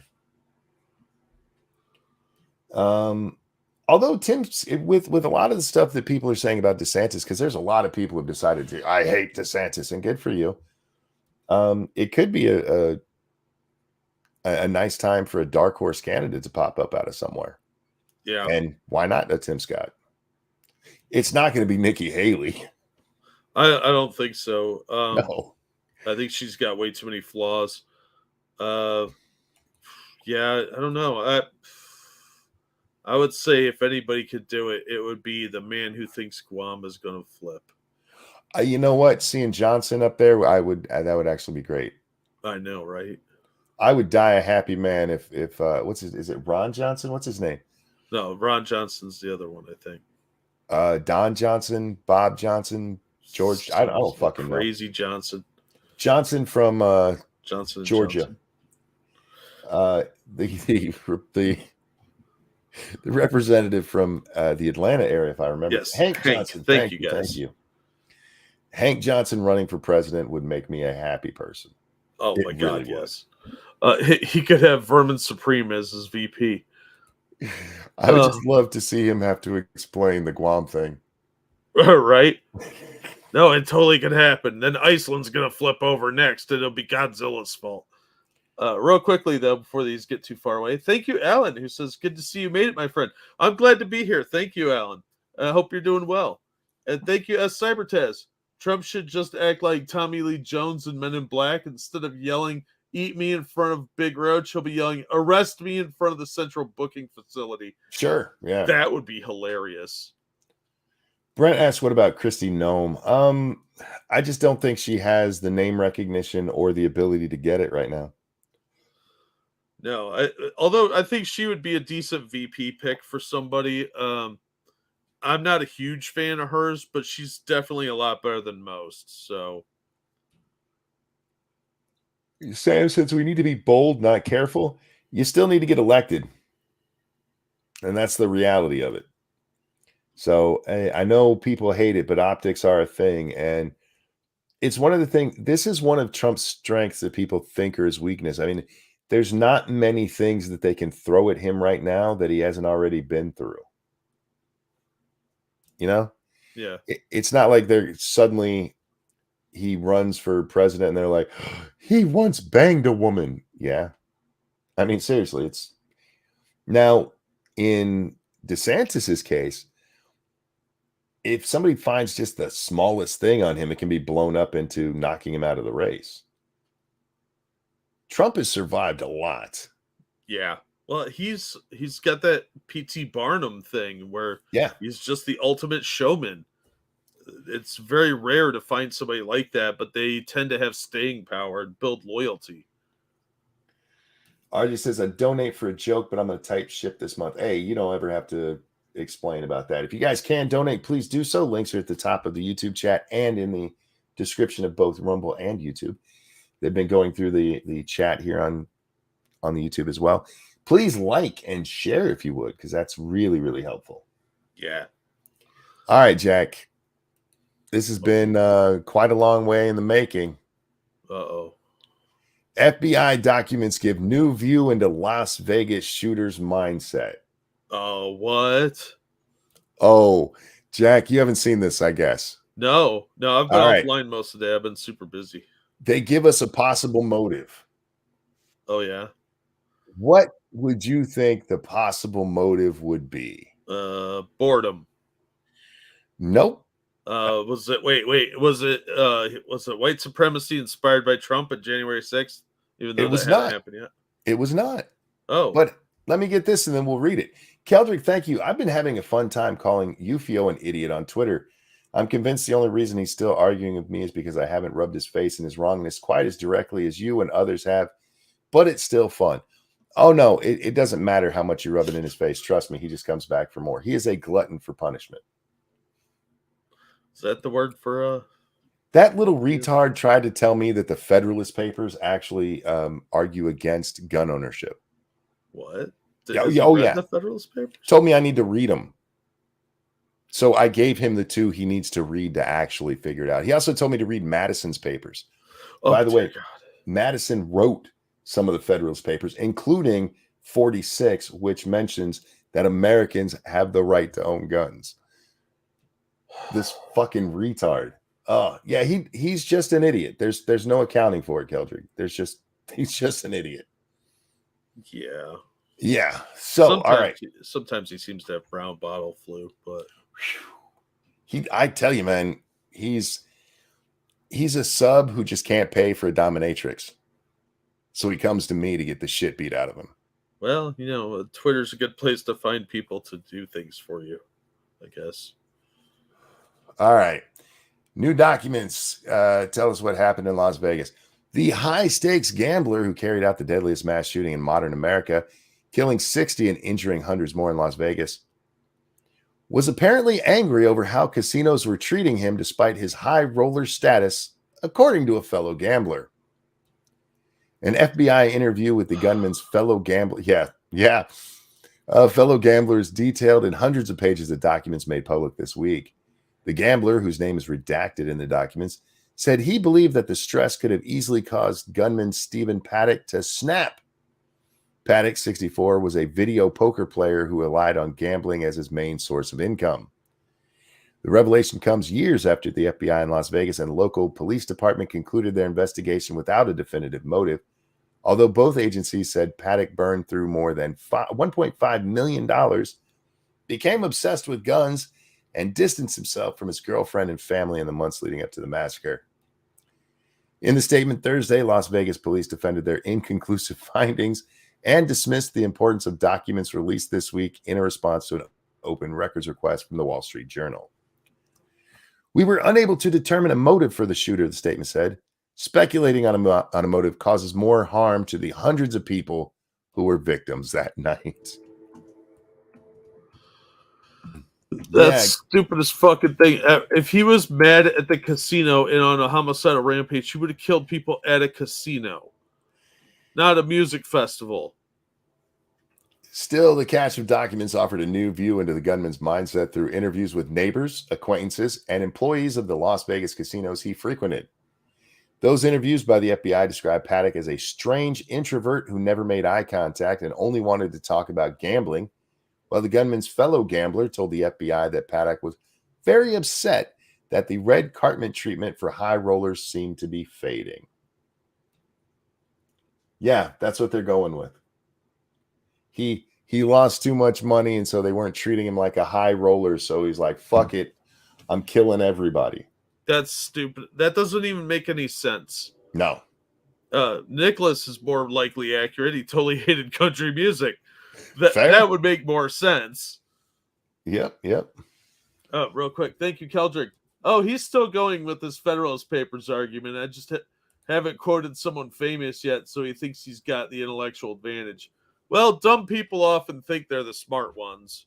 So if somebody has to tell you how smart they are, they're usually an idiot. Setting up Eufio is one of the easiest things you can ever do. Just let him talk, and he'll eventually say something stupid enough that you can just laugh for days. Thanks, Keldrick. According to the gambler, casinos had previously treated high rollers like Paddock to free cruises, flights, penthouse suites, rides in nice cars, and wine country tours. But in the years before the October 1st, 2017 mass shooting in Las Vegas, the gambler said casinos had begun banning some high rollers for playing well and winning large quantities of money. Paddock himself had been banned from 3 Reno casinos, according to the documents. So there it is, Jackie. He was winning too much. Yeah, he got banned from casinos in Reno, not in Las Vegas. Las Vegas has a lot more casinos than Reno does. Kelly McMahill, a former Las Vegas Metropolitan Police Department official who headed the agency's criminal investigation into the shooting, said there was no strong indication that Paddock's actions were driven by resentment towards the casino industry. Yeah, considering he didn't shoot them. Yeah, because if he was really mad at the casino people, he would have gone after them. Especially Reno's a smaller city, significantly smaller than Vegas. It would have been easier because there's fewer casinos there. There's no way that LVMPD would have hidden any potential motive from our victims and survivors for 5 years, McMahon said. Really? There's no way they do that, Jack. There's no way government would ever hide anything. Yeah, it's impossible. It's just not a thing that happens. The 10-minute massacre unfolded on the final night of the 3-day Route 99 Harvest Music Festival across the street from the Mandalay Bay Resort, where Paddock was staying on the 32nd floor. Authorities have said he unleashed a barrage of bullets into the crowd of 22,000 people from his corner suite with a commanding view of the Strip and the concert grounds. His gambling habits made him a sought-after casino patron. Mandalay Bay employees gave him the $590 per night suite for free.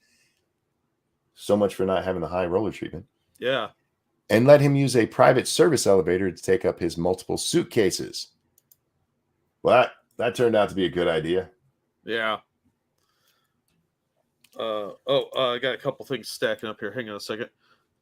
Thank you, Frosted Glass, who says, thanks for the donation, Frosted. By the way, I'd like to say, unprompted, that I, Jack Cochran, am looking forward to appearing on your stream, The Corner, tomorrow night at 9 Eastern on your channel. Yeah, the Frosted Glass channel.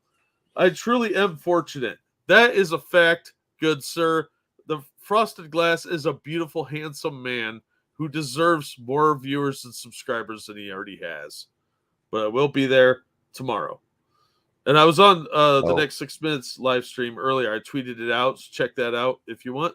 And I got to hang out with Terry Diamandis and Weibo Jones and 6. Yeah, for the record, I'm not sure about a stream tomorrow. I wasn't going to stream tonight, but the whole Trump thing broke.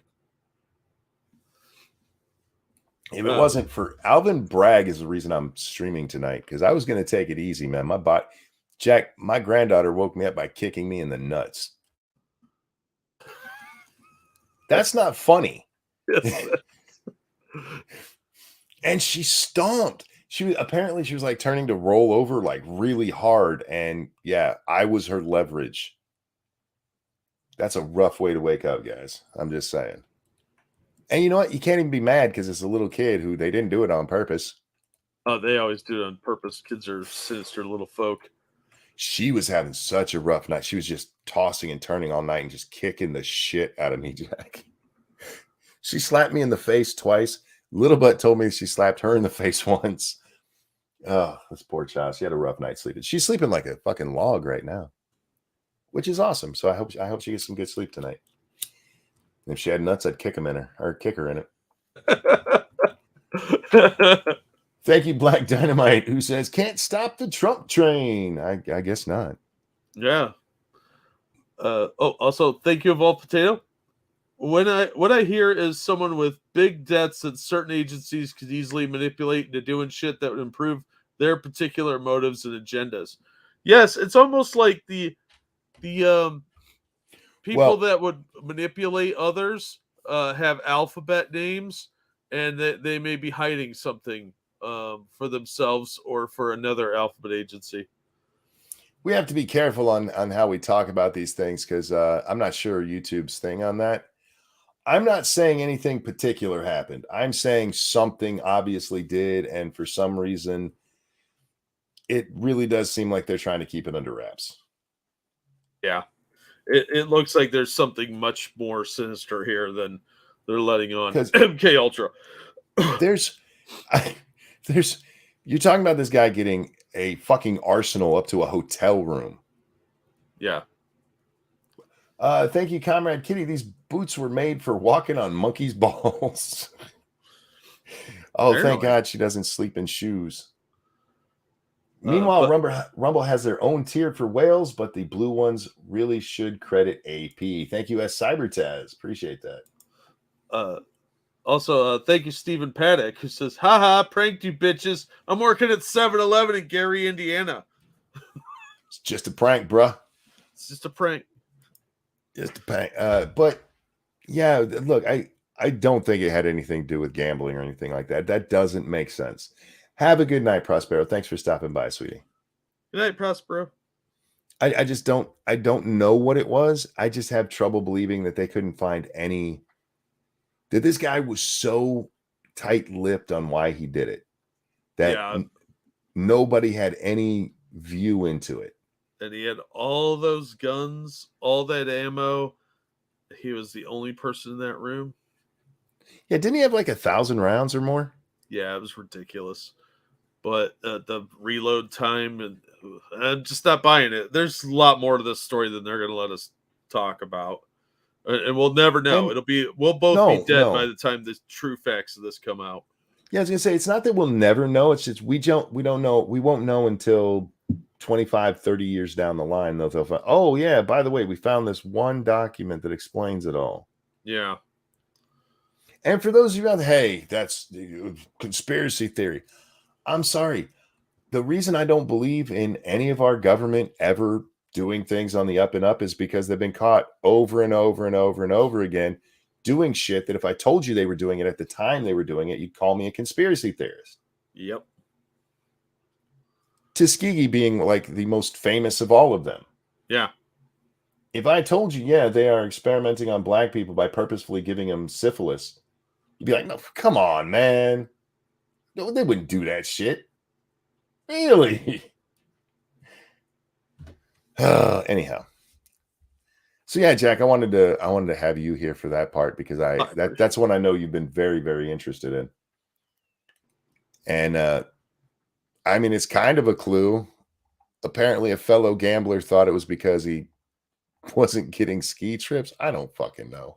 Yeah, he was banned at 3 casinos in Reno. And if he was mad he wasn't getting free stuff anymore, I think Reno would have been his target, not a random crowd of people in Vegas. It's just, that story doesn't sit right with me. It's not that believable considering the actions that followed it. No, I'm not buying it. All right, moving along. Judge Reed O'Connor strikes down a major provision of the Affordable Care Act requiring insurers to cover a vast amount of preventative care costs free. Contraception, cancer screening, PrEP, a ton of pregnancy-related care, a ruling that applies nationwide. Now, I'm bringing this up, Jack, because one, I don't think this is going to last. I think it'll be probably struck down in the appellate court. But the reason that this judge did this is because he says it violates religious freedoms because it forces people to, well, we could read his words on it. Let me make sure I have the right part of it. Yeah, there we go. It forces people who do not agree with certain behaviors to, deal with them. As it does with Braidwood, the PrEP mandate substantially burdens the religious exercise of the remaining non-Braidwood plaintiffs. And I would like the owner of Braidwood, these plaintiffs object to the purchasing of providing coverage for PrEP drugs because they believe the Bible is authoritative and inherent word of God. The Bible condemns sexual activity outside of marriage between one man and one woman, including homosexual conduct. Providing coverage for PrEP drugs facilitates and encourages homosexual behavior, intravenous drug use, and sexual activity outside of marriage between one man and one woman.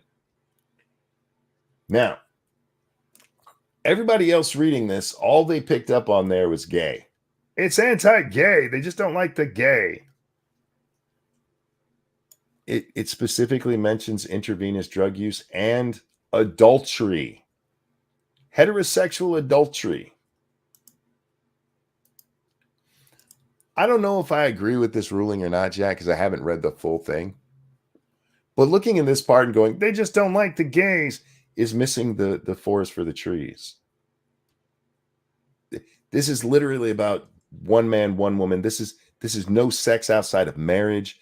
This is fundamentalist Bible stuff. Yeah. And to only focus on, oh my God, the gays, you're just making this more important, or making homosexuality more important than it is there. Thank you, Alan. Hope you have a show Monday, my birthday, turning 53. Nice. Hopefully by Monday I'll be feeling better than I am right now. We'll see. We'll see what happens with that, Jack. But yeah, I got into an argument with several people over that who just didn't understand. Because the one guy, look, they're going after the gays. I'm like, did you even pay attention to the fact that this is not just about gay? You might not believe this, but their book says more than just homosexuals are bad. In fact, adultery's in the 10 Commandments. Thou shalt What? not commit adultery. I Thou don't shalt know. not covet thy neighbor's wife. I mean, there's a whole bunch of rules in there. Sounds shady. I don't know. I don't like the government mandating any of that shit, if I'm being honest. I don't care. Insurance companies should be able to go, this is what we cover, take it or leave it. And I know that sucks for people, but that also opens up other insurance. And you know what?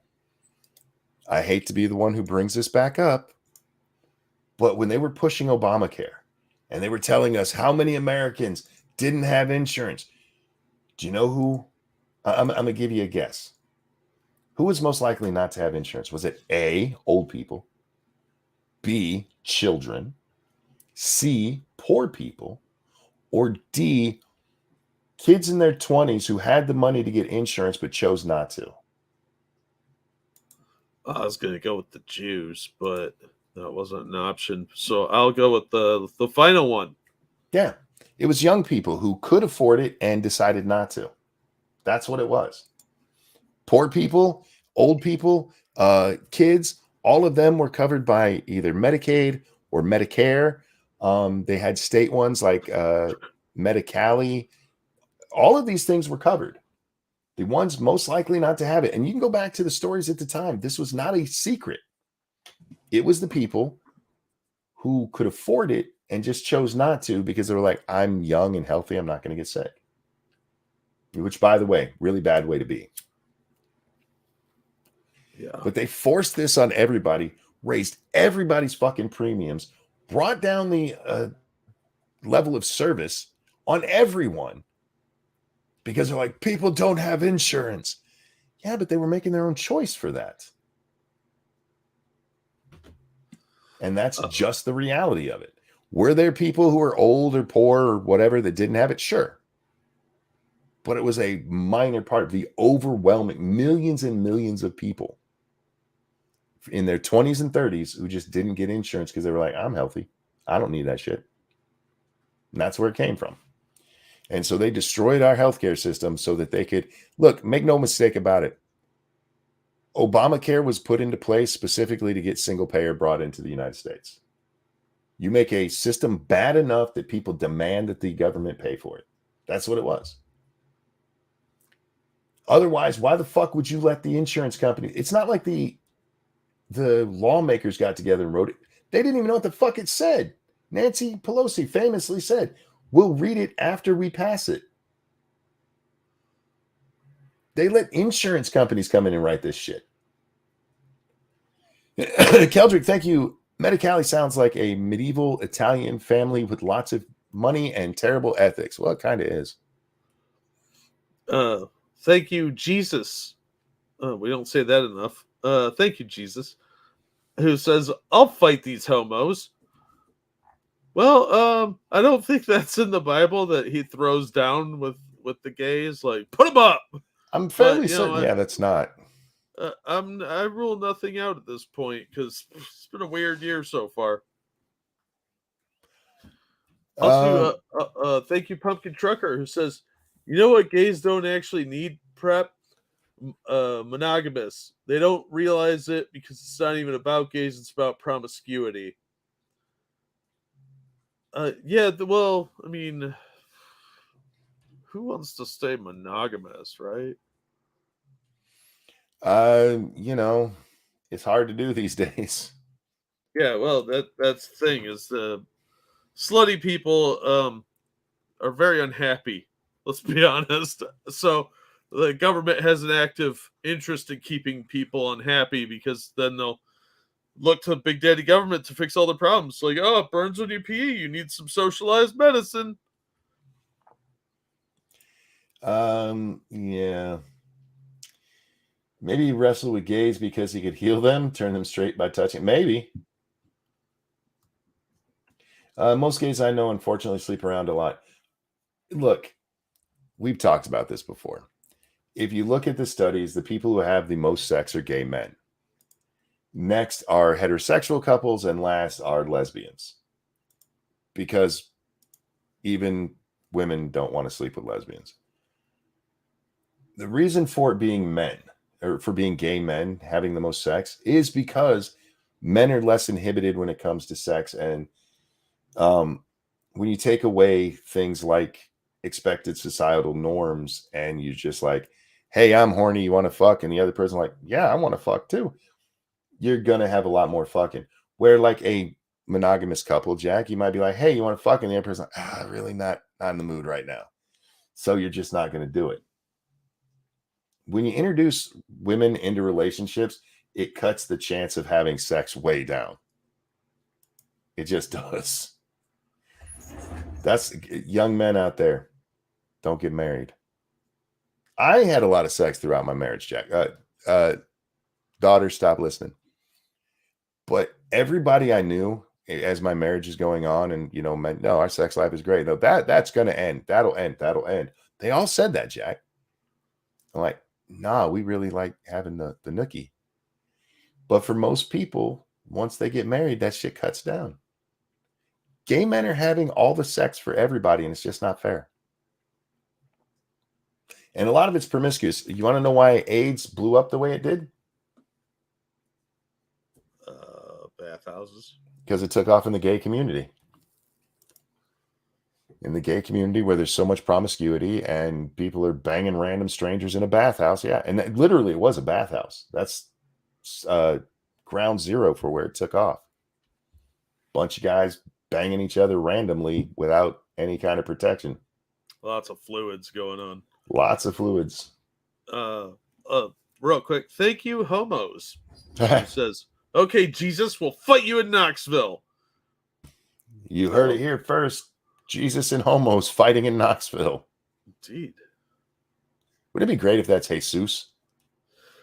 It is actually a gardener who wrote you and not the Son of God. He's just fighting a bunch of random gay people.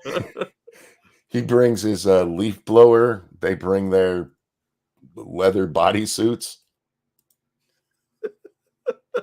And then it gets weird. Then it gets real weird. Thank you, gay men who say, we don't want to have sex with either a gay monkey or the man Jack. Yeah, well, I mean, I don't want to have sex with dudes either, so I guess we're even. But thank you. USP said, didn't that happen with monkeypox too? It absolutely did. It blew up at gay festivals. You know why? Because people are going there having random sex with strangers. And I'm not downing you on that, guys. If you want to do that, do that. Be more careful about it, for fuck's sake. But that's just the truth of the matter. It's because men's libido matched up with men's libido is just going to enter. You're going to have a lot of fucking going on because men are horny all the time. You can't have two 22-year-old guys able to fuck whenever. That's just not good for the body. You're gonna pull something. All right. Anyway, sorry. There was a story I was gonna read. Where the fuck did it go? I don't know. Speaking of gay, that's Audrey Hale, thank you. I mean, you're not wrong about sexual frustration amongst lesbians. Look how I turned out. Wow. Poker, thank you. To the leather bodysuit account, I guess. Yeah, there you go. Several indicted in connection with death of two men found drugged after leaving New York City gay bars. Oops. See? Multiple suspects have been indicted in connection with the death of two gay men who were robbed and drugged after leaving gay bars in New York City's Hell's Kitchen last year. There's not more than one of them. Prosecutors said, can you have a kitchen in Hell's Kitchen? Does that make it Hell's Kitchen? Yes. It's a Hell's Kitchen. All right. Well, it might be Hell's Kitchen Diner. The exact number of people indicted was unclear. How the fuck? All right. As court documents obtained by CBS News were heavily redacted, but it appeared there were at least 5 defendants listed. One person, Shane Hoskins, was facing multiple counts that included robbery, conspiracy, grand larceny, and identity theft. In total, 19 counts were handed down, but it was unclear what many of them were and who was being charged. Why are indictments being redacted? Because we live in a banana republic. Well, this reminds me of another story I want to talk about. Have you been following the meme case? Do you know what I'm talking about? I know what you're talking about, but I haven't followed it. Online troll named Microchip tells of sowing chaos in the 2016 election. The defendant in the unusual trial, Douglas Mackey, and the pseudonymous. How do you say that word? Pseudonymous. Fuck. Witness collaborated to beat Hillary Clinton. They met for the first time in a Brooklyn courtroom. Now, there's something weird with this case, Jack. Other than the obvious First Amendment issues? Well, yeah. Well, there's even more than that. This guy's on trial for telling supposedly black people, although he told Mexican people as well, and people in general, that if you're going to vote for Hillary Clinton, you could have done it by phone. I'm sorry, I don't mean to laugh. But if you fell for that, you're a fucking retard. Real quick, thank you, gay men who say, prove that gay men have sex with kiddos. I'll wait, monkeypox. I see what you did there. Not just kiddos. What about that poor dog? Oh my God, yeah. The dog had monkeypox on his ass. 2 social media influencers teamed up online years ago. Both had large right-wing followers and pseudonyms to hide their real identities. One called himself Ricky Vaughn after a fictional baseball player portrayed in a movie by Charlie Sheen. Name the movie, fucker. That's Major League. That's a classic. How dare you? The other called himself Microchip. In 2016, prosecutors say they set out to trick supporters of Hillary Clinton into thinking they could vote by text message or social media, discouraging them from the polls. I'm sorry. I still think that's funny. We're not allowed here on the show, Jack, to tell people the wrong day to vote. We can actually get kicked off YouTube for it, right? Yes. I'm not against people doing, I think it's a dick thing, but if you're making a joke about it, look, if somebody's dumb enough to try to text their vote in, am I wrong to feel that they probably shouldn't be voting anyway? No, I'm with you on that. Look, if you're stupid enough to believe a meme without verifying it in some way, you're a retard. I'm sorry. You're literally proving you're too stupid to vote. Yeah. That's not the part I want to get to, though. There's something interesting here going on in this case. Ricky Vaughn, whose real name is Douglas Mackey, was charged in 2021 with conspiring to deprive others of their right to vote. That doesn't deprive them of their right to vote. I'm sorry, it just doesn't. No. You being too stupid to understand. Yeah, you being too dumb to know that was wrong. He didn't deprive you of your vote. And on Wednesday, the men met face to face in court for the first time. Mr. Mackey sat at a defense table in federal district court in Brooklyn wearing a sober gray suit. Did he plead? Okay. I love the sober gray suit and say, like, he wore a drunk gray suit. I get what they're going for, but sometimes metaphors don't work for me. Yeah. Thank you, Evolved Potato. Wasn't there a woman that did this exact same thing about voting for Trump on the phone? Like the exact same thing they did, Trump voters. So I guess it's fine then. Oh, hold on to that. Hang on. I think it's this story that mentions it. But yes, you're absolutely right. He watched his microchip clad in a royal blue sweatsuit. He showed up to court in a sweatsuit and Maybe that's the best outfit he's got. a sweatsuit and black sandals for court. That was a Sunday best, monkey. As he approached the witness stand where he was sworn in under his name and began testifying against him. This month, the federal judge overseeing the case, Nicholas G. Garafius, ruled that Microchip could testify without revealing his actual name. What? Yeah. He revealed he could testify without revealing his actual name after prosecutors said anonymity was needed to protect current and future investigations. Wow. Are they letting Batman testify? Because what is this? Don't we in the United States have a right to face our accuser? Yeah. That I don't know. This is really suspicious to me, man. I don't know. I don't like this. Unless I was Batman, then I'd be all for it. I mean, at this point, if I'm him, like shit, even if I'm found guilty, I have a fucking appeal. It's yeah. like golden. That's a gold stamped appeal right there.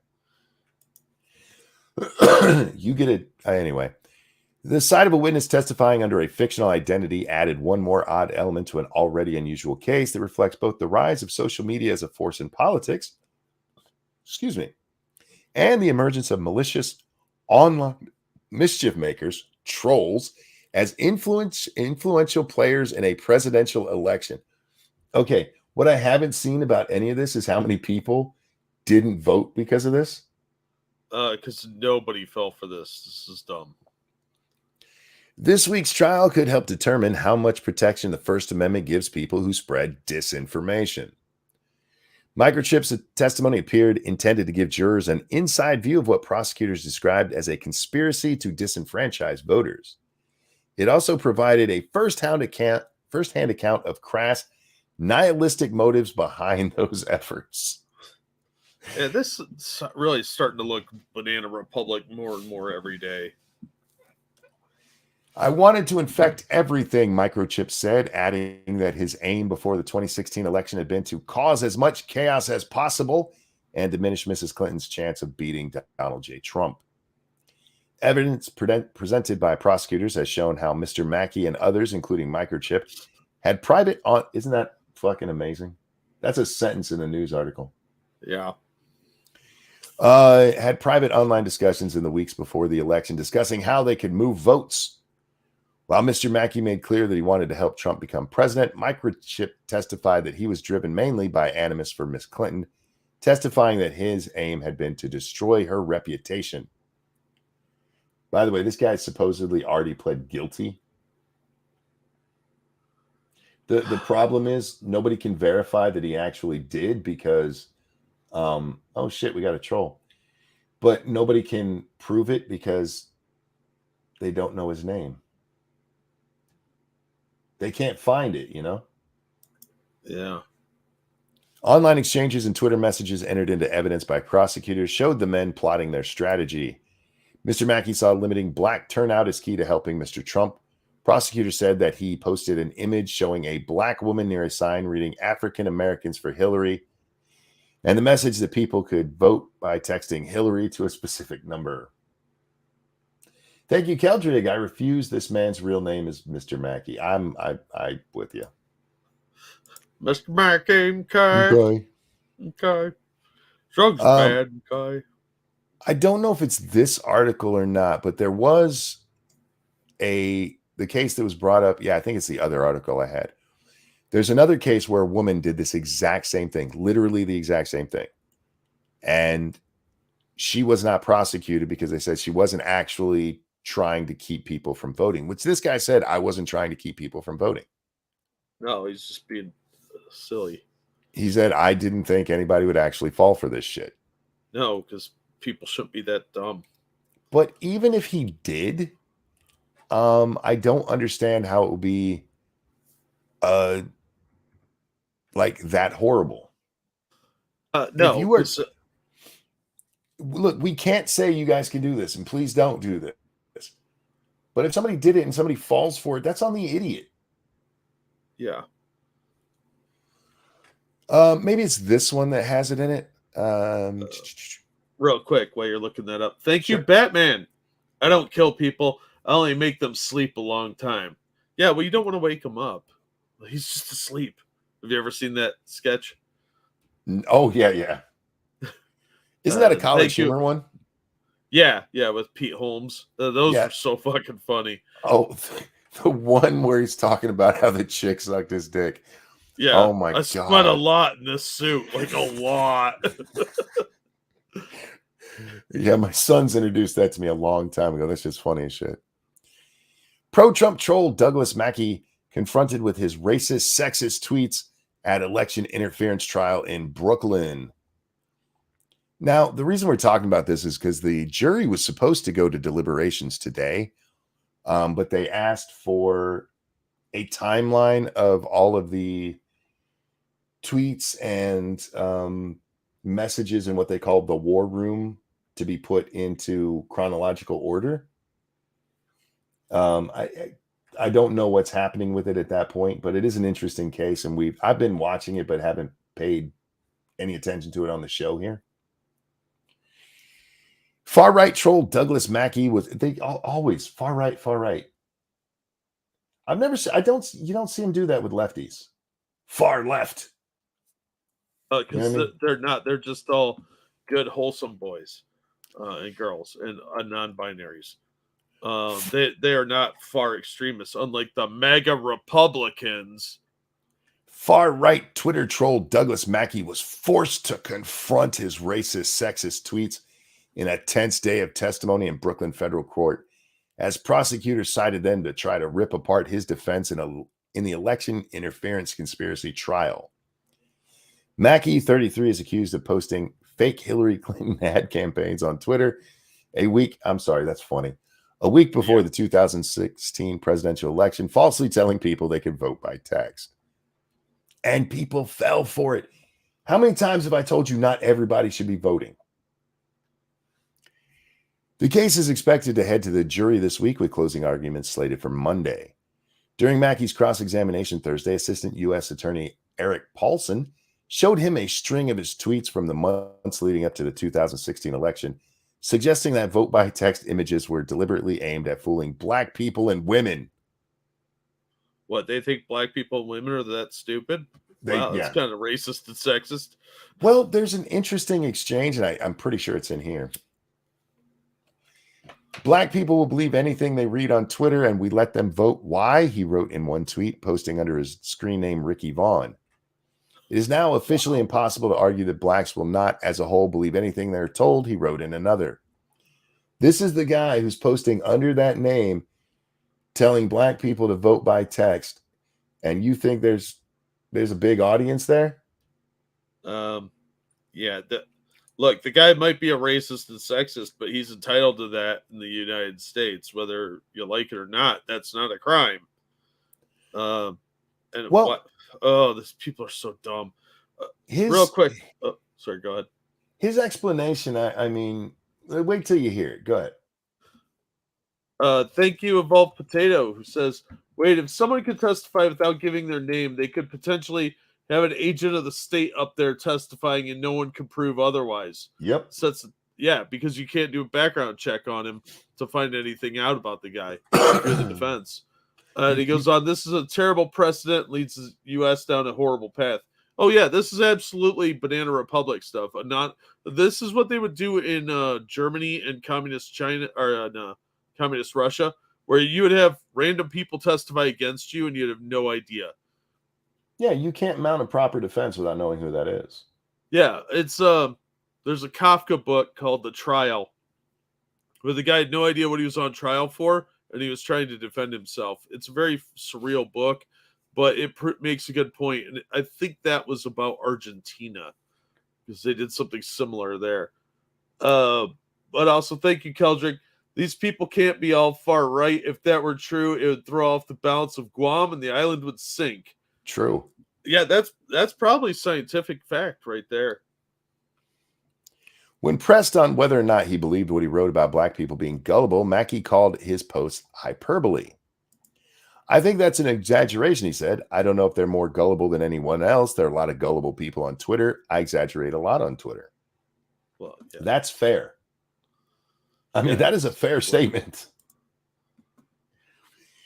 Federal prosecutors say he's guilty of conspiring against rights and that he and other trolls plotted in online chats to design images that would trick Clinton supporters out of voting.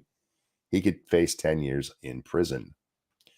One fake ad he posted showed a black woman next to the words, "Avoid the line, vote from home," and a message text code. Another had a similar message written in Spanish next to a woman using her phone. Mackey's lawyer, Andrew Frisch, has unsuccessfully tried to get the case tossed on First Amendment grounds. In direct testimony, he had Mackey identify a 2016 tweet by comedian Christina Wong telling Trump supporters to vote by text and on the wrong day. Is she related to that guy we heard about previously, Ting Wong? Probably. I think they're related. Oh, yeah. She's his mom. Who do you think that texting code went to? Like, is there some company this guy didn't like that keeps getting, "I vote for Hillary," and he's like, "I don't care. Who is this?" The tweets have been making the rounds in conservative circles in an attempt to paint Mackey as a victim of a politicized federal justice system. In an attempt? Do you know what charges that chick is facing for her post? None. So the issue here was that it was done against Hillary. That's the difference. Yeah, you went after the wrong side.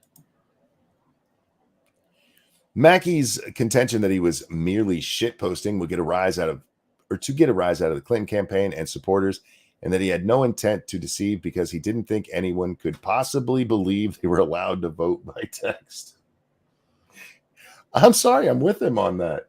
Yeah. But it gets even better. Especially, this is a quote, especially when it comes from a Twitter account with a MAGA hat and a Bane mask. It's not that I didn't think it would work. I wasn't trying to get it to work. It was a joke. He's on trial right now for a joke. Yeah. Man, we're turning into Scotland without the haggis or accents.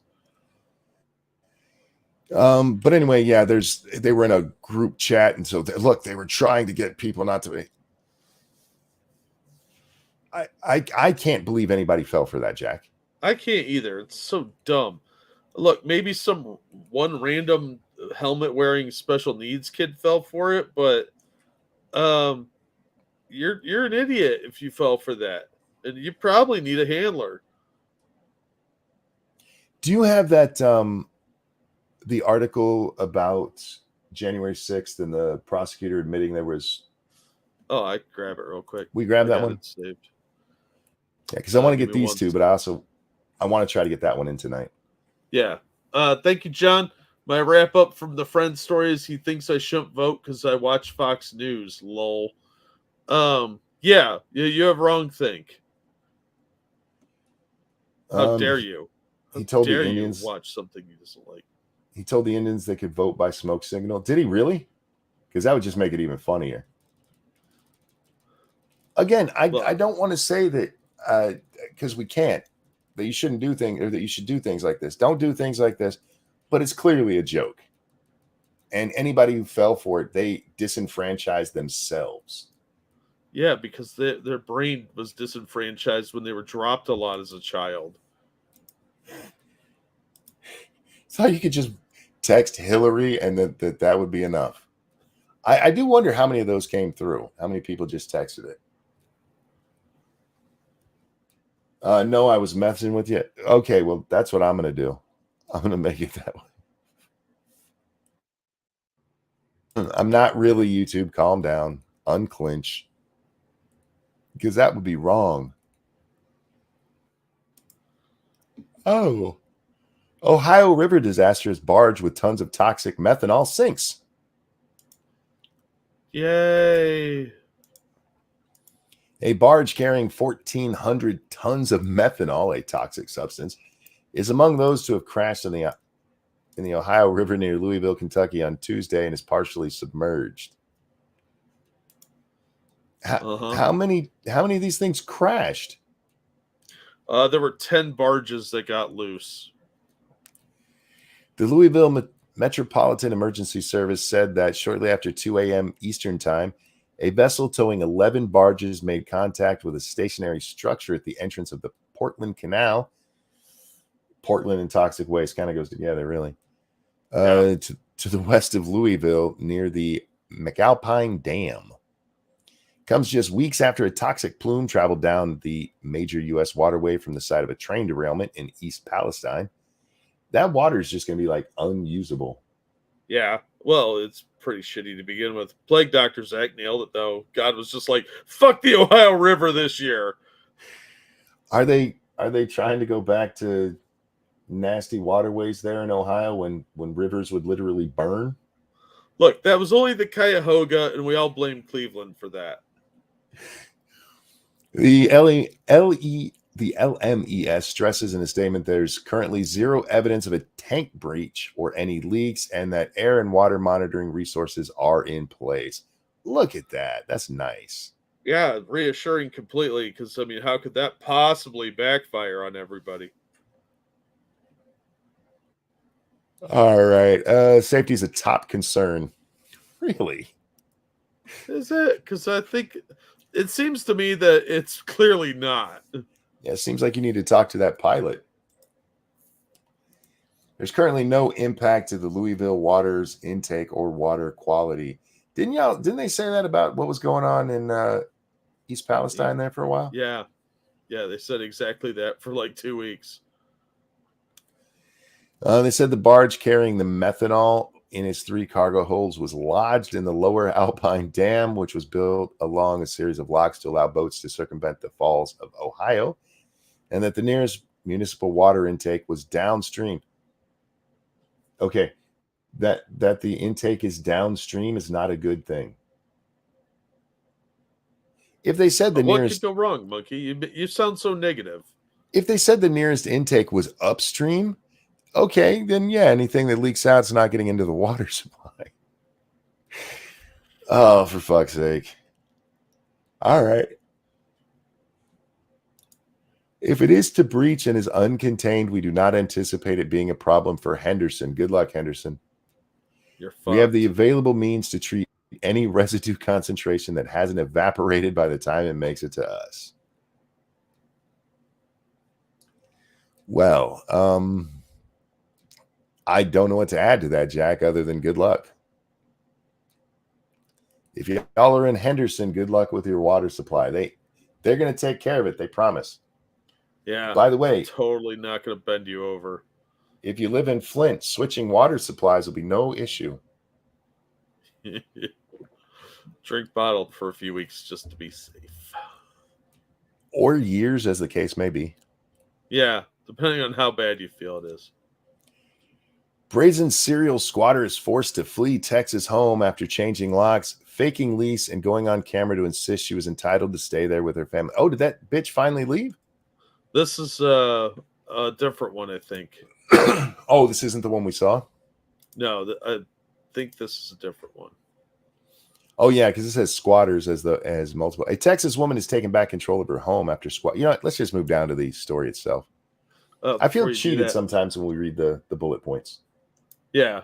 Thank you, John. Thank you, Travis Gardner, who says, I know this is annoying, but I want you to see this. And he gave me a link here. I'm going to look that up. It is a Mullet Reagan Shut Up Commie t-shirt. Huh. It's actually pretty funny. Squatters who had moved into a Texas area home and changed the locks on the property owner have been booted out after local media and police investigated. Linda Gang, I don't know how you say it, of Houston reached out to ABC 13 after squatters who had lived in her. See, this is the difference between California and Texas. The fuck out. You can get shot.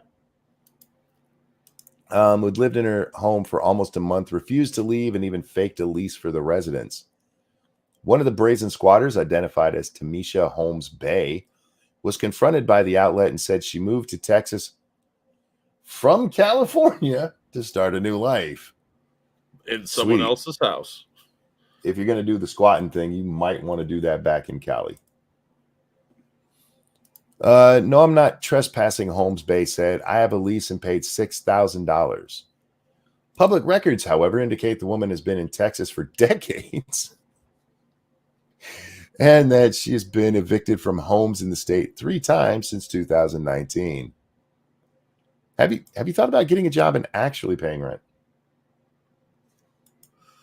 Sounds like a lot of work, Monkey. Police originally told Gang that they could not do anything, but gave the group a deadline to move out after discovering they'd forged the lease. That poor little woman. A brand new house. Yep. Gang officially reached out to the news outlets on March 23rd after she showed up at the home to perform yard maintenance. After entering the home with her own key, she found the group living inside. I'm just reminded of that episode of Always Sunny where Frank buys the home and they get in there and there's people living there. She asked them to leave only to find out they'd changed the locks when she came back. They locked me out of my own property. That's crazy. The so-called contract did not list Gang or her husband as landlords, but does name all 4 people who were found inside the home, including Holmes Bay. She called the police to report the incident, but they told her they could not help as it was considered a civil matter. Neither technique. Why is trespassing not a criminal matter? I need to know that. Squatters have rights, Monkey. They broke into my house. They're trespassing. That should be a criminal trespass. Absolutely. They're violating my privacy. This is my property. Yes, 100%. And that's why squatters need to go away. Yeah. Fuck them. Real quick. Thank you, Pete Buttplug. Boujej, but it's spelled Buttplug. I'll be there, but Pete ain't going there. Well, Pete seems averse to doing his job because going to disasters is a lot of work. It takes him away from his husband and kids. In Texas, squatters can obtain property, not by buying it, Jack, but they have to meet a very specific set of guidelines that includes having no prior knowledge of a pre-existing property owner and operating under good faith. Surveillance footage showed shared with ABC showed the locksmith arriving at the home to change the locks on the owner and her husband. Dirty bitches, get out of their house. That's a nice little house, too. I like that window right there. It was before the squatters got to it, I'm sure. Yeah, it's probably got shit all over the wall. That has got to be a bitch of a window to clean, but that is a nice... I like that. Yeah. That's really cool. Sorry, guys, I'm old now. I look at homes and go, wow, that's really cool. I get excited by things like new faucets, Jack. When we got the new faucet in the kitchen, man, we talked about it for like a week. I had to change the old one. It was leaking a little bit. So I got one of the newer ones that has the sprayer that you just pull straight out of the faucet rather than having it off to the side. That thing's nice.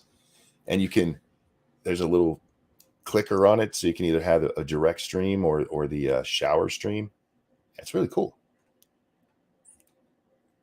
Tell me how cool my faucet is. It sounds cool. Thank you. I don't know.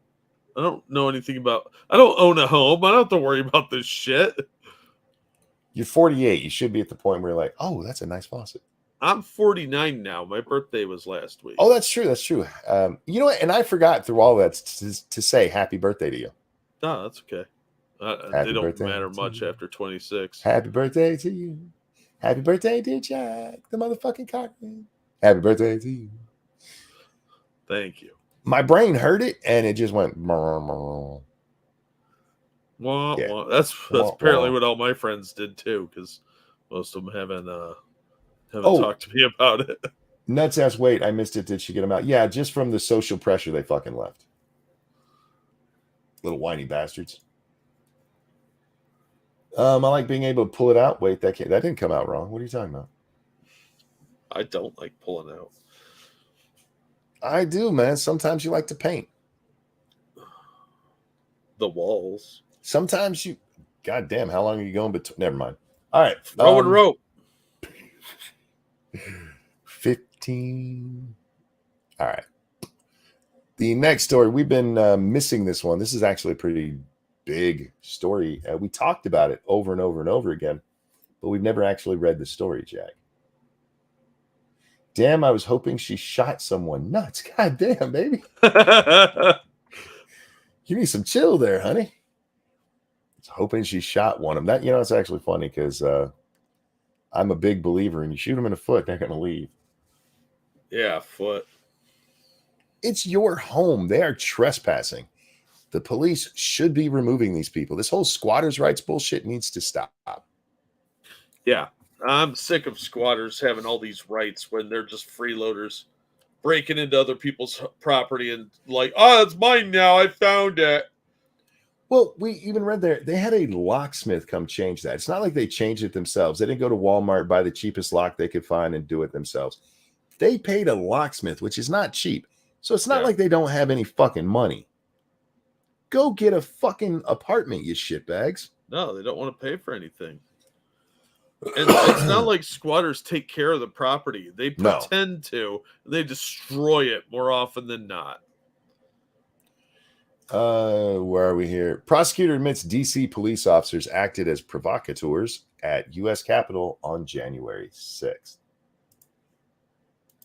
Now, we've been told over and over, Jack, this didn't happen. Well, facts don't matter, monkey. The admission came in a March 24th filing before U.S. District Judge Rudolph Contreras that seeks to keep video footage shot by the officers under court seal. Why is so much of this under seal? Because they don't want the public to know that it was a setup. All of this footage should be released to the public. There's no good reason for it not to be. Well, then we might find out the person planting pipe bombs was a Fed as well. No, it was Marjorie Taylor Greene. Didn't we talk about that? Was it though? Is she a Fed? Somebody pointed out, well, technically, yes. They point to the shoes and say, look, she wears the same shoes. I'm not kidding. That's a true thing. You can look it up. Oh, I believe it. Because why not? Everything else is ridiculous. Prosecutors accused the case defendant, William Pope of Topeka, Kansas, of an illegitimate attempt to unmask the video as part of an alleged strategy to try the case in the news media. Sure, why not? Pope filed a motion to remove the court seal on February 21st. An illegitimate attempt. I wonder if the good folks at the Washington Post, where democracy dies in darkness, are all over this. Do you think they're out there writing briefs for the defendant in this? Hey, this should be released. No, they're not going to do that. But they are going to be like, we should fry them anyway because they're Trump supporters. Yeah, the Washington Post is the one who ran that AP picture that had obviously been doctored of the Capitol looking like it was on fire. So I'm sure they're going to be there trying to make sure these guys are, given their actual day in court. Yeah. Now, are they going to name these cops so that they could be charged as well? Is the FBI going to arrest them? Of course not. You know better than that. That's true. All right. The defendant is not entitled to undersignate these videos to share them with unlimited third parties, said Assistant U.S. Attorney Kelly Moran. His desire to try this case in the media rather than the court of law is illegitimate, and the government has met its burden to show the necessity of the protective order. What necessity? Protect the identity of the cops. Oh, yeah.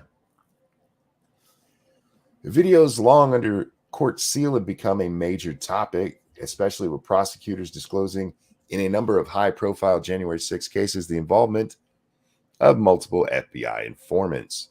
They will not tell us how many. They will not tell us if there were actual FBI agents there. Yeah, we can't discuss that. No, we can't. You should be able to answer no to that if there weren't any. You would think so, but that just proves that they were there. There would be no reason not to say no. You know what I mean? Yeah. Pope is seeking to lift the court seal on the undercover video as part of his drive to obtain full access to video evidence held by the government. Pope is representing himself in the criminal case being prosecuted against him. At a hearing on March 3rd, Judge Contreras seemed sympathetic to Pope's motion to unmask the video. The officer clearly incited that area, and we still don't have video from all other undercover MPD, Pope told the Epic Times. And as numerous informants in the Proud Boys trial demonstrate, we are only just beginning to scratch the surface on FBI involvement. The undercover video, a portion of which was posted on Rumble on March 24th, shows 3 members of MPD's electronic surveillance unit approach the Capitol Northwest steps. One of the men, while surveying the crowd, states, "Someone's going to get shot." Officer 2 replied, "They're not going to shoot anybody." Along the edge of the Capitol property, Officer 2 encouraged one protester to go up to the building. "Go join them," he said. The man says, "No, I've got my bike to guard." Yeah, you literally told them to go up there. Yeah. Look, your hate facts have no place here. They're guilty of supporting Trump, and that's a criminal offense in itself, right? The men engaged in banter on the walk across the West Capitol lawn. "Never seen anything like this. This is amazing," Officer 2 said. Officer 1, who was shooting the GoPro video, replied, "Yeah, I've never seen anything like this." Nearly 30 members of the electronic surveillance unit were assigned to duty on January 6th, some of whom were gathering evidence on crowd activity.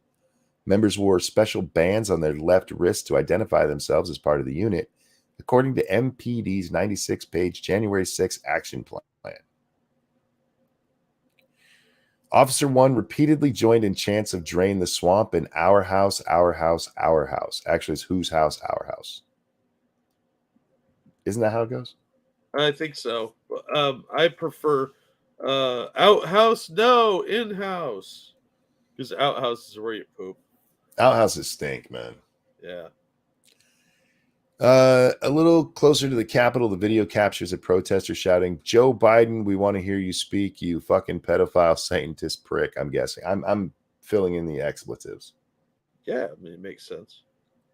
That could have been twat or any number of different words there at the end. A short time later, Officer 1 joined the crowd in a USA chant, repeating the phrase 5 times. The foot of the Northwest stairs, someone leaned part of a bicycle rack against the word I can't say. As a protester climbed up the makeshift ladder, Officer 1 shouted, "Come on, man, let's go. Leave that shit." Okay. Somebody stole his cop bike. Yeah, I mean, there's clearly officers who are being, told one of them to go up to the steps. Go up there with them. That's, yeah. Tell me again how the police weren't involved at all. Again, that's not to say everybody was, instructed by the police or something, Jack. A lot of people just moved because the crowd did.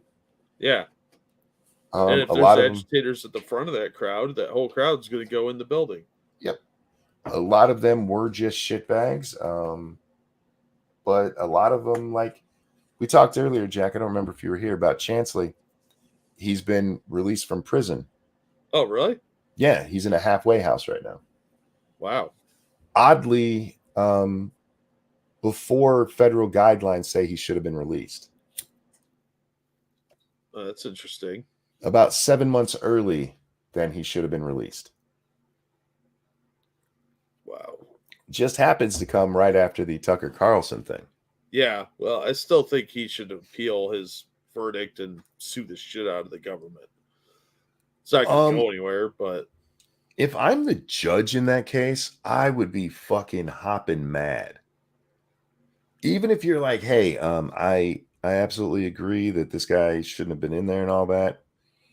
The fact that you kept evidence that proved he was right, at least about part of it, from me, I go after you personally.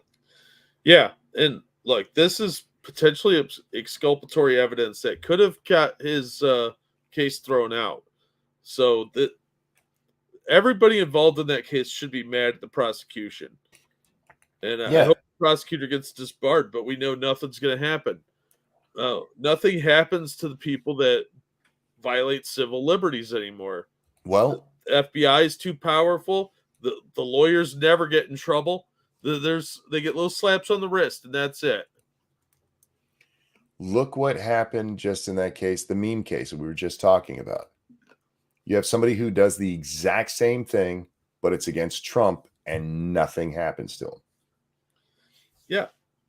Guy did it because, hey, we were going after Hillary. Huh? You got to go to prison. He's facing 10 years in prison for a joke. Yeah, it's a two-tier system because we live in a world where people don't pay attention to local elections, and somebody influential, like hypothetically George Soros, can put a bunch of money behind one candidate, and people just vote. They don't pay any attention to the record or what this person actually stands for. They just don't care about who's running things locally, and that's where the real power lies.